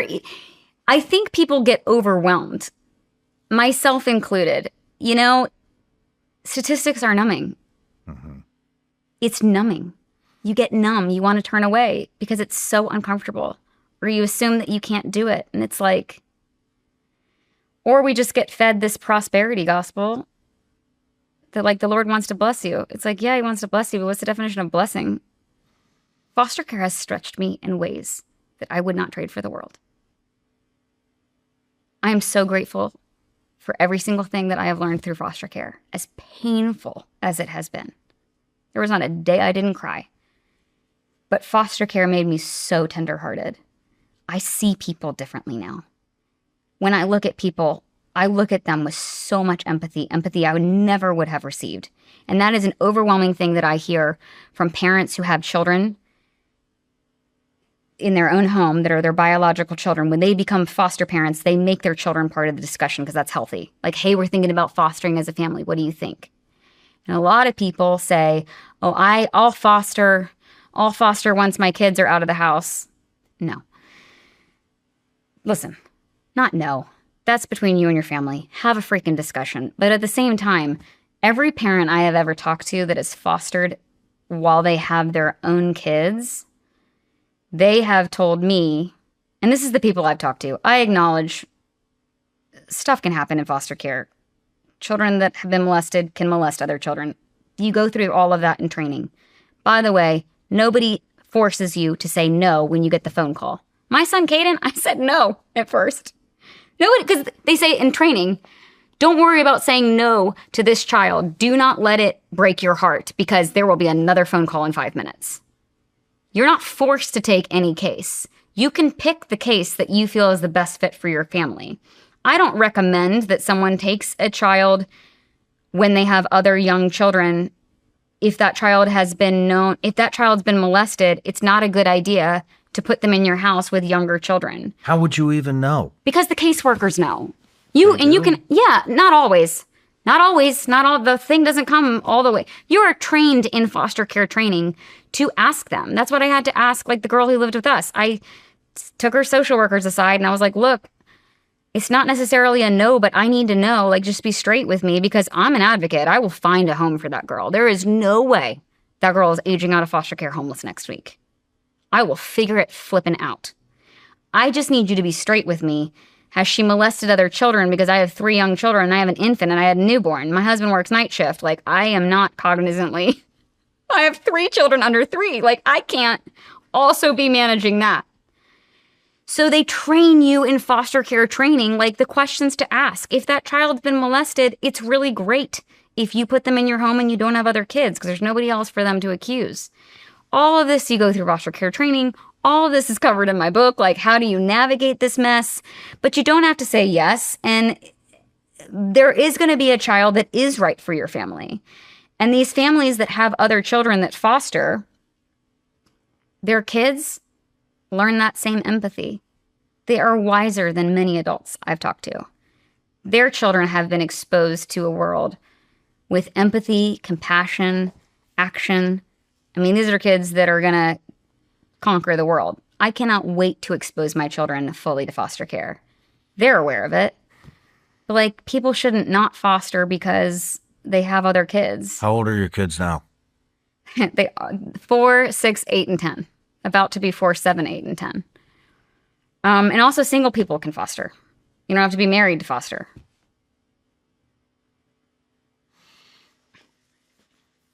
How do your kids handle it? I mean, I'm being serious. You know, for somebody that doesn't know this, here's some fears that will go through my head. Mm-hmm. You know, how do I treat my kids? How do I treat these kids in comparison to my kids? Mm-hmm. How do I treat my biological kids? Yeah. You know, how do we keep it fair? A lot of that they go through in in training that you would have. So like one of the things is like, you know, I'm obviously a huge advocate against child abuse. I would say you are too. Spanking, I personally think there is a time and a place to spank as long as you're not doing it in anger. I'm not a big proponent of spanking, but I don't think that if somebody spanks their children, they're automatic child abusers. Mm-hmm. I know people that are excellent parents that spank their kids on occasion, but they don't do it in anger. They do it in the right way. Like I would not call that child abuse if it's done right. I wouldn't either. Right. However, a child that's in foster care, obviously, if you spank your own children, you cannot spank that child. You cannot. It's against the law. You cannot.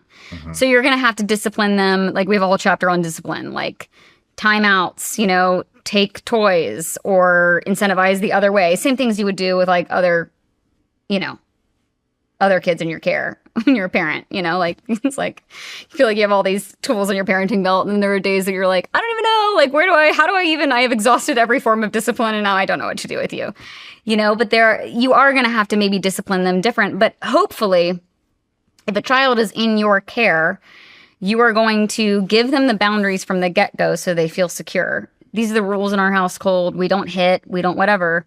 But hopefully if you're a foster parent, you're also going to not be spanking your kid either because that's traumatizing for that child. So you kind of have to like have the same rules, lay them out for the child. But my children, I have not fostered while I've had my own children because it wasn't until my boys' cases were going to adoption that literally I just turned to my husband and I was like, hey, like looking at my ovulation calendar, because we used to be like on 5 forms of birth control because I'm an actress. Never wanted to be a parent. Like I was like, I'll foster. I was so naive. I talk about it in the book. I'm like, I'll foster and I'll save the world and I'll help these kids. And then when they leave, I'll just be destroyed and I'll grieve and we'll go to Europe and we'll have some pasta. And when we're ready, we'll like take the next kid. So once I decided we were going to adopt and the case went toward adoption, which was so great because my son Caden would not be alive. There's no way that kid would have made it to his 3rd birthday if he had not been adopted. My son Jeffrey maybe would have had a really crappy childhood if he had not been adopted. Once we realized Caden's case was going to adoption, I was literally looking at my ovulation calendar on my app. And I'm looking at my filming schedule. I'm like doing Hallmark movies and all this stuff. And I was like, out of town, out of town, out of town. There's this thing called the Shettles method. I love science. Basically, you can probably predict whether you're going to have a boy or girl based on when you have sex. I looked at my husband and I'm like, of this. Yeah. So it like, works. So it works. Okay. For everybody that's listening, that's like, tell me how the Shettles method works. Okay. Here's how the Shettles method works. 2 times it worked. Totally. Well, Jackie was a surprise that we didn't know we needed. She knows that. Anyway. Shettles method, because you're going to be curious. It's awesome. Shettles method is girl. Okay, so obviously we know a little lesson in biology. Men it's their sperm that determines the sex of the baby, the gender of their baby. And girl sperm swims slower than boy sperm. But the boys swim fast and die quickly, and the girls swim slow and they camp out for up to 5 days. So if you have sex before your egg drops, and then you don't have sex, you're more likely to have a girl because the girl sperm's just hanging out, like waiting to, get that egg. So we looked at the calendar, and I'm like, I don't want to have a boy. Of course, I would have accepted a boy if that's what I got pregnant with. But I was like, if I know these boys are going to adoption, and if Caden's going to adoption, Jeff's definitely going to adoption too. The odds are like in my favor that Jeff's going to be adopted too. Guess that means we're going to be like in for a lot of sleepless nights and college tuition anyway. So I think I'd like to have a girl because I don't want to have a boy that like my adopted kids would have like a genetic boy to compare themselves to. So I look at my husband, I'm like, hey, if we have sex right now, we'll be in the girl window. And, otherwise we're 5 months out. And he was just like a man. He's like, let's go. So we got pregnant with my daughter, Julie. Right on. Yeah. Right on. Yep. Wow. Yeah, I mean, so how do you, I mean, how about like the biological kids? I mean, do they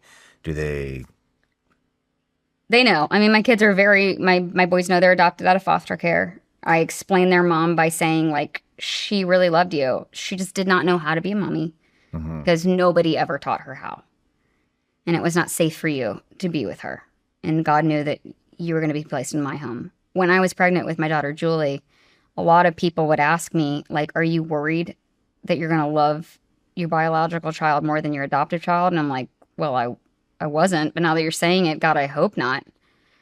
I don't love her any more than I love my boys. And when I was pregnant with Jackie, who's my fourth, and she was a big surprise, it was like a very painful pregnancy. I did not want to be pregnant. I was like, this is like hard. And I'm like, I have no torso. And like, I'm like losing acting jobs. Like, this is not on my bingo card. I'm really grateful that I'm pregnant. But like, also, oh my God, I wanted to foster. You know, I wanted a fourth kid by foster care. I said to my boys one day, I was home with Kaden, and my husband was like at band practice for church. And I had to get something, and I was way too pregnant to like get whatever it was that I needed. I was in so much pain. And I said to Kaden, I said, just in case you or your brother ever wonder whether I love you the same as these girls, let me tell you something. I might love you and Jeff a little bit more because you never did this to me. Like, I can, like, if I only fostered, I could jump on a trampoline. Like, you know? Like, there's no easy way to have a baby.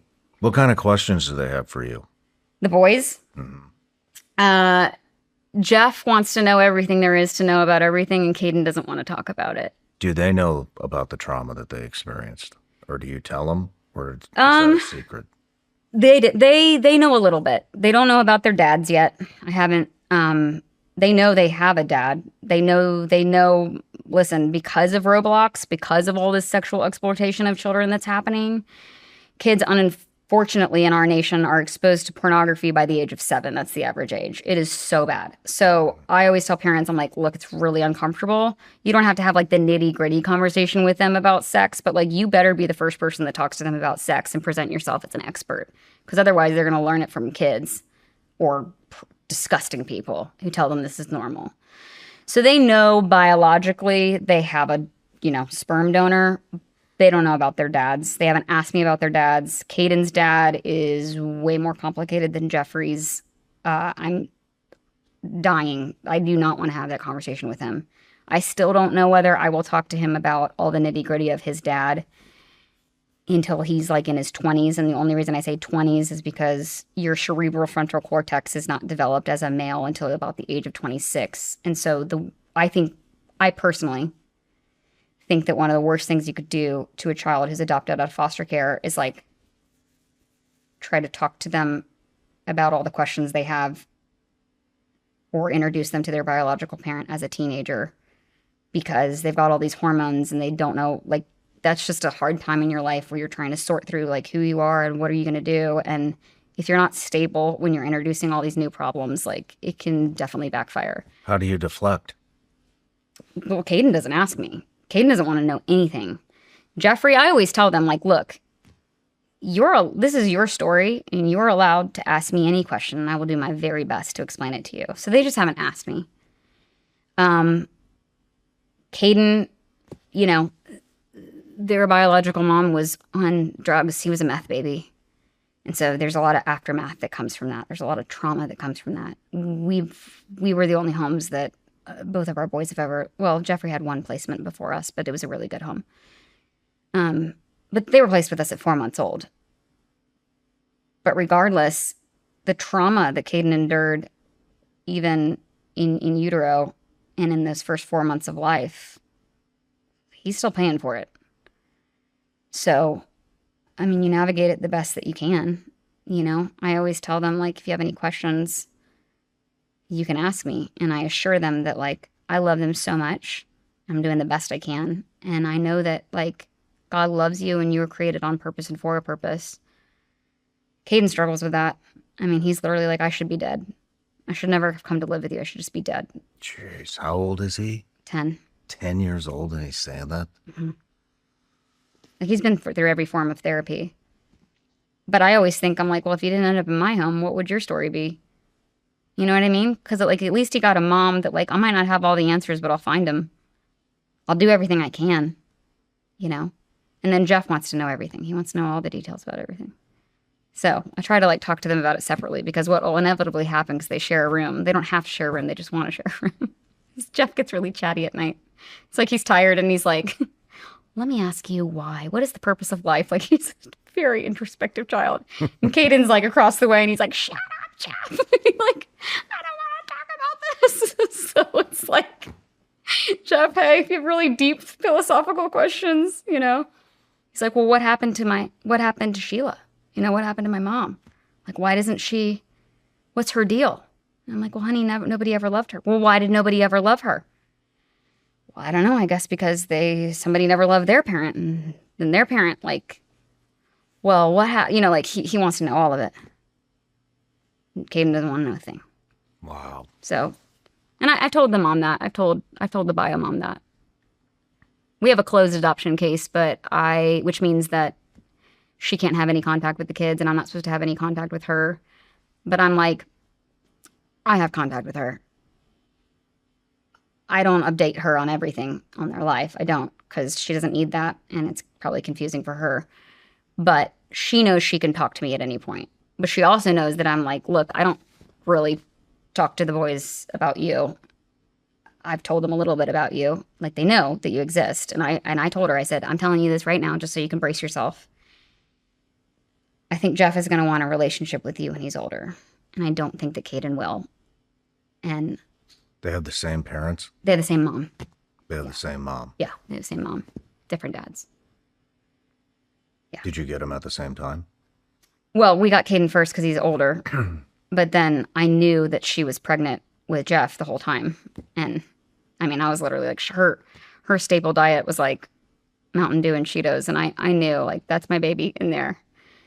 Because this is not something that you should do. I write about it in my book. Like, it's totally shady and it's not something you should do. And I'm like, whatever. I created catfish accounts, which is like a social media profile that's not real. And I like knew what was going on with the bio parents' actual life to keep my kids safe. Caden's case was bleak. Like, it was like, I'm going to do this because if I don't, like, he's dead. He's not making it to his 3rd birthday. So I knew she was pregnant. She put it on Facebook, like, for a sonogram. And I was like, God. All right. So when I got pregnant, I sat her down because we already had Jeffrey's case. And I was like, just so you know, I'm pregnant. So, like, my turn. Do not give me twins. I'm close enough with Jeff and Julie are like 14 months apart. Like, it's my turn. Just hold off. Please. Please. Please, I'll get you on birth control. Please. Please don't have any more kids just for a second so that I can, like, manage this, because I don't know how I would not take a sibling if he or she ended up in the system, you know? Shit. Yeah, it's... How often do you talk to her? Not. She's not doing well. She was doing well for a long time. She was doing so well for so long, and now she's kind of like back in old patterns. So, I mean, I'll talk to her on her birthday. I'll wish her happy birthday. I text her on Mother's Day. She normally texts me on the boy's birthday or like the day after to be like, oh yeah, it was her birthday. Please tell them I love them. And I'm like, I'm going to pass on a message, but I will let you know they're doing great. And I might tell her, like, Jeffrey lost his first tooth, or, you know, whatever. Hey, Caden's on the honor roll. You know, people say you shouldn't do that, but I'm like, why? To me, that's compassion. You know, it wasn't easy for her. She wasn't a willful child abuser. She didn't know what healthy love looks like. To her, love looks like getting beat up or being taken advantage of, being raped. And, you know, like, that's love.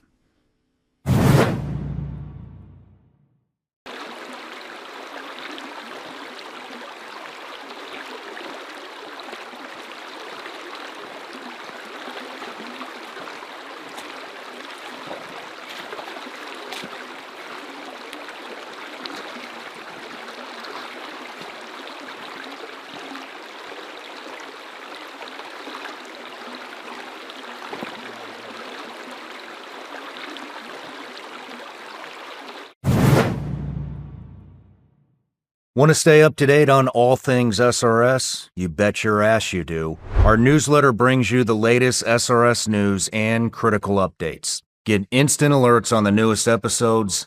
Never miss a beat. Exclusive intel briefs from counterterrorism expert Sarah Adams. You've seen her many times on the show. She's going to give unfiltered insights on global terrorist activity. For Patreon exclusives, you're going to get epic range days with me and damn near every guest that's come in the studio. You're also going to get behind-the-scenes content and guest updates. You're going to get first dibs on new merch drops and limited edition items that will never be sold again. Plus, exclusive offers from our partners you won't find anywhere else. So subscribe to the Vigilance Elite newsletter right now.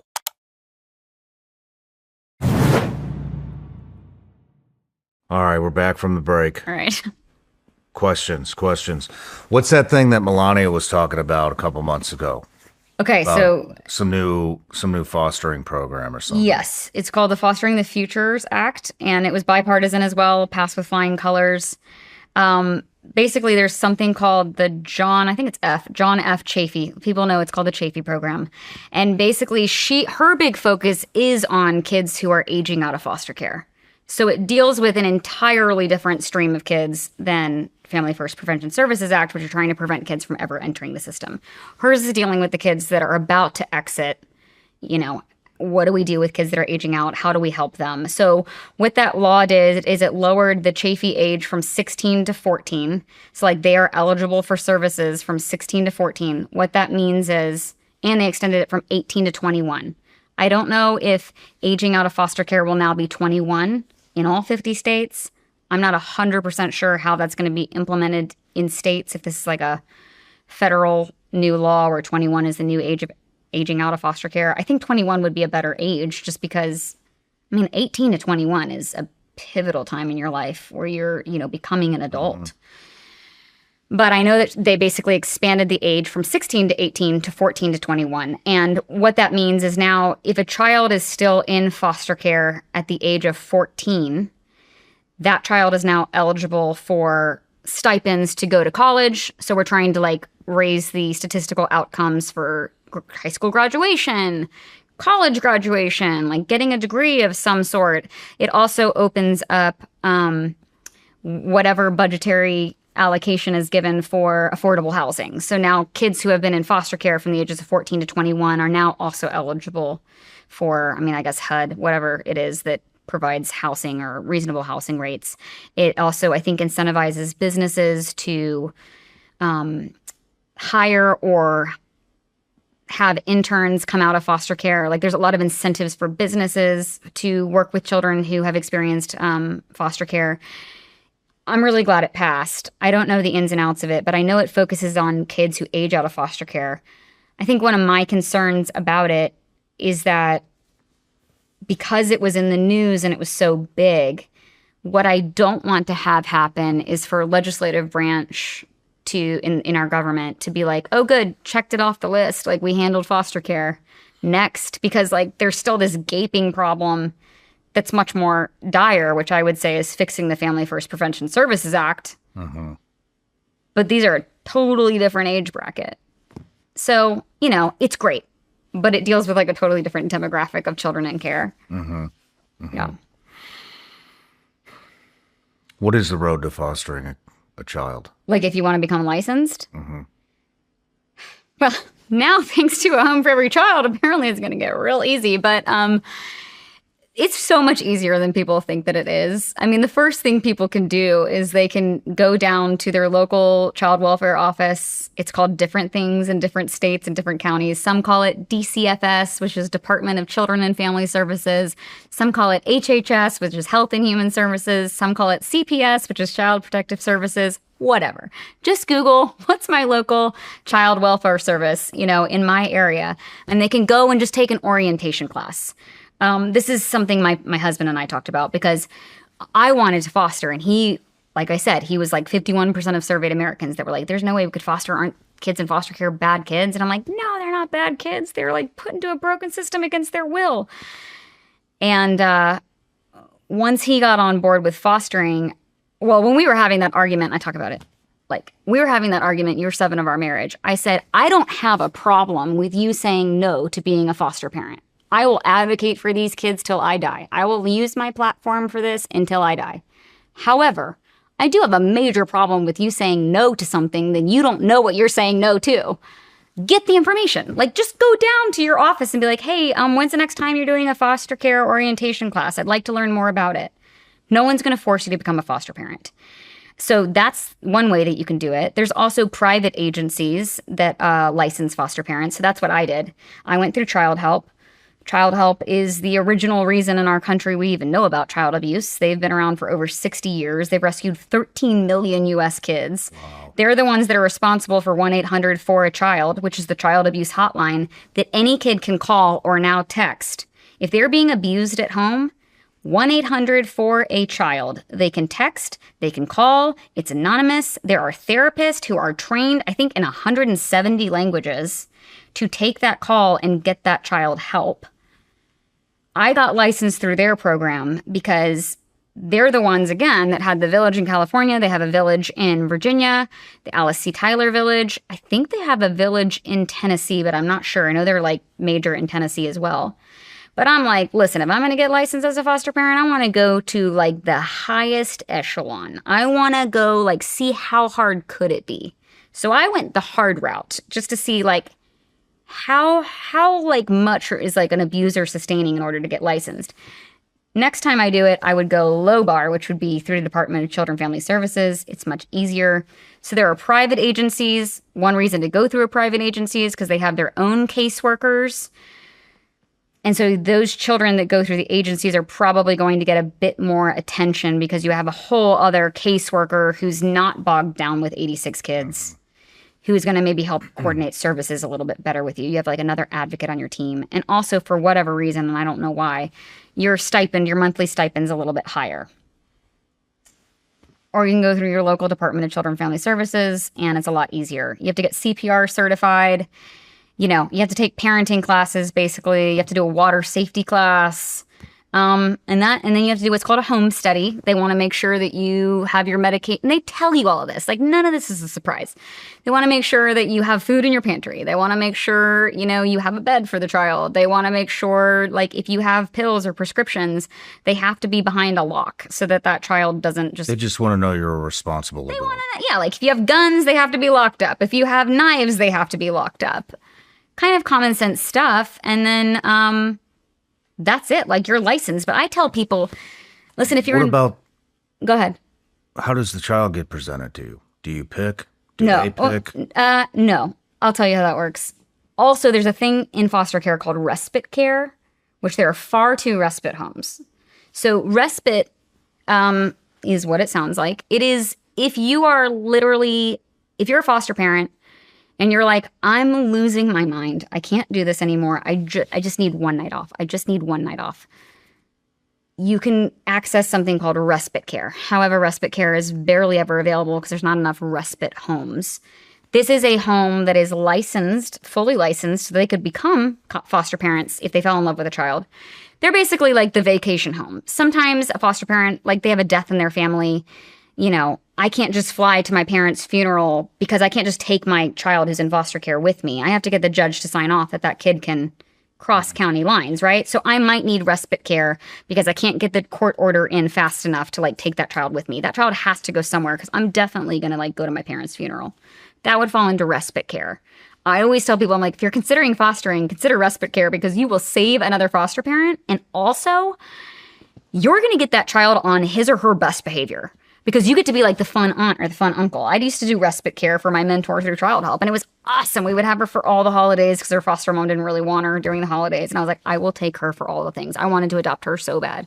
Many reasons why we weren't allowed. It's ridiculous. So ridiculous. Bureaucratic, red tape, awful. Whatever. She was allowed to do respite with us. And it was like she was on her best behavior. We'd take her to like Six Flags, take her to Disneyland, you know, take her to go get frozen yogurt because like my home's the vacation home. And then when she leaves, I'm like, okay, now I'm going to go take a 5-hour nap because I'm exhausted. But I didn't have to take on like the full burden of being a foster parent. And yet at the same time, if I'm a respite home and I love that child and that child tells me, hey, my foster home is a piece of crap, I can now say, I actually volunteer as tribute. I want to be this kid's foster parent now. And their case might likely get transferred to you. So you're already fully licensed. You can foster at any time. So it's a great way to get involved in foster care. Like you're like one night, a week, a weekend, easy. How do you get the call? I mean, the social worker calls you up and is like, look, I got a child, I got a baby, they're in NICU. Mom was on drugs and left him at the hospital. Can you take this placement?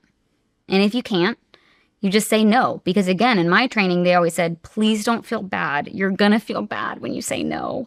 But if it's not the right fit, it's actually it's to the benefit of the child to not take them. Don't take them if it's not a good fit for you right now, because what's more traumatizing is bouncing home to home.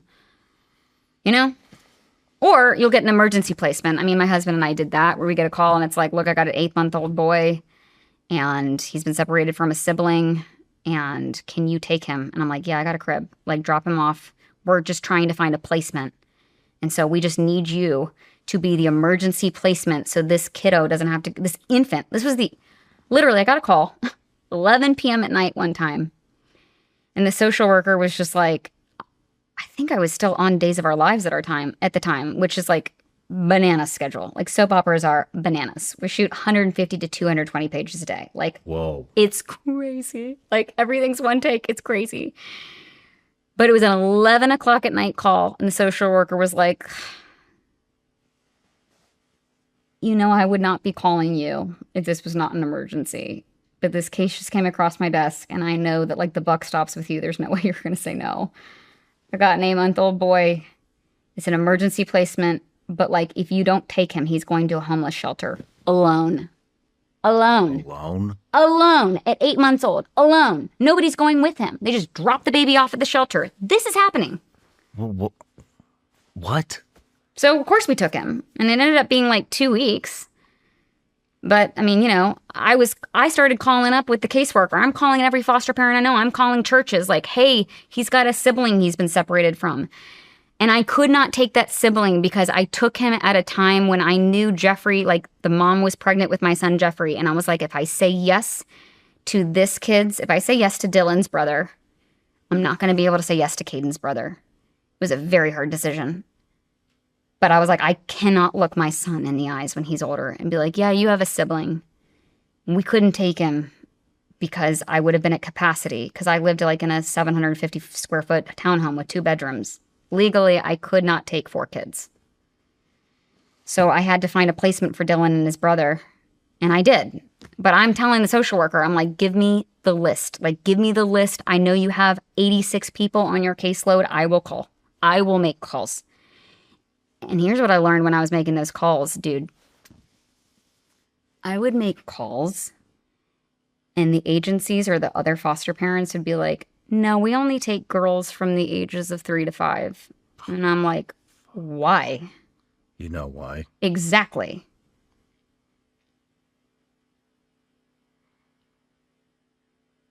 Why are we lowering the bar for foster parents, thinking that's going to be the solution to recruit more homes? Yeah, they'll have a bed that they're getting raped in. I mean, people have to get involved. So, like, take a class. Get licensed. You can get your license and keep it valid and not have a placement. You don't have to take your first placement. You could just get licensed, and that's what I would encourage people to do. Get licensed so when you get the call and it is the right time, you can be like, that kid's coming to me. I'm keeping that kid. And if you can keep siblings together, please keep siblings together. My kids are so excited to foster again. They're begging me. I'm like, we wait till Jackie's in kindergarten. Then we will take the kid. Don't ask me to foster again. Unless I do respite care. That's awesome. Yeah. Man, what a sad subject. Mm-hmm. When I went to Congress, one of the things that I said to different congressional members is I said, look, if you can't care about these kids from like a heart standpoint, can I appeal to your tax dollar standpoint? If you want overcrowding in jails to go down, you want homelessness to go down, you want the opioid crisis and substance abuse to go down, take a kid from foster care. Tell them they matter. Tell them they matter. It's not that hard. You do not have to be the perfect foster parent. If you're not abusing them, you're already going to be probably better than, 40%. Again, that's generally conjecture. That's not a study that I've done. But I know way too many personal stories of kids telling me. Yeah. Well, you want to end this with a prayer? Yeah, man. You leading it?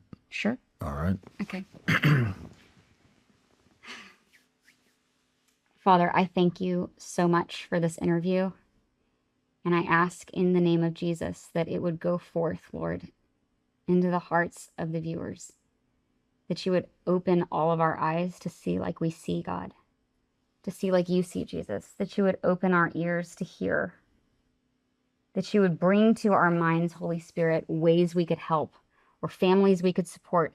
Somehow, how we could get involved. Show us how we can get involved. Father, I ask for every single child that is saying a prayer right now to get out of the situation that they are in. I ask in Jesus' name that you would send ministering angels to them, Lord, that you would protect that child and let them be placed into the right home. I ask for social workers, Father, who feel like they're going to burn out, the good ones, Lord. Give them the energy to stay in the fight. Give the social workers and the foster parents the energy to stay in the fight. And Father, for your bride, for your church, Lord, would we be cut to the heart that you said through James, that faith without works is dead. You cannot go up to someone and say, be warm and be filled if they are hungry and naked without first having given them clothes and a meal. Let us not just be hearers of your word, but doers of your word, Father God. Give us ways, open our eyes, open our hearts to this subject, Lord. And I just ask for every single legislator, every single person that's considering running for government, Lord, the ones that got in it for the right reasons, would you give them courage, Father, to stand up for the right things no matter the cost? Would you I just come against the spirit of fear that might be controlling them in Jesus' name. And I ask that it would just be bound, Lord, that we would just become people who would not be afraid anymore to open our mouths and to look into the things that need to be looked into, God. Maybe run toward brokenness and not look away from it any longer. And I just thank you for that in Jesus' name.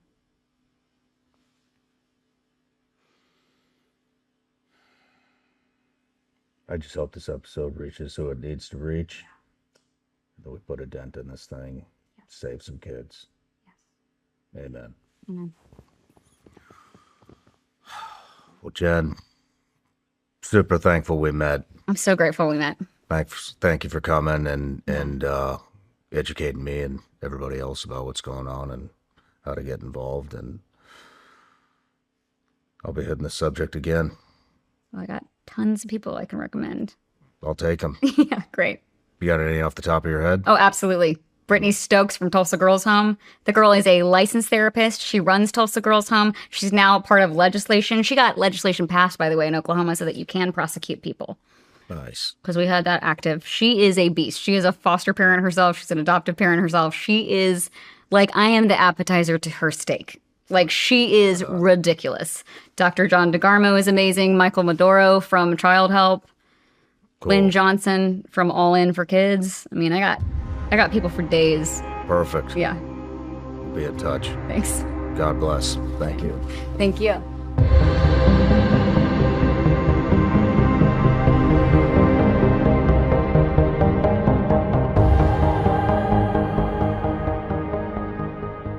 No matter where you're watching the Shawn Ryan Show from, if you get anything out of this at all, anything, please like, comment, and subscribe. And most importantly, share this everywhere you possibly can. And if you're feeling extra generous, head to Apple Podcasts and Spotify and leave us a review.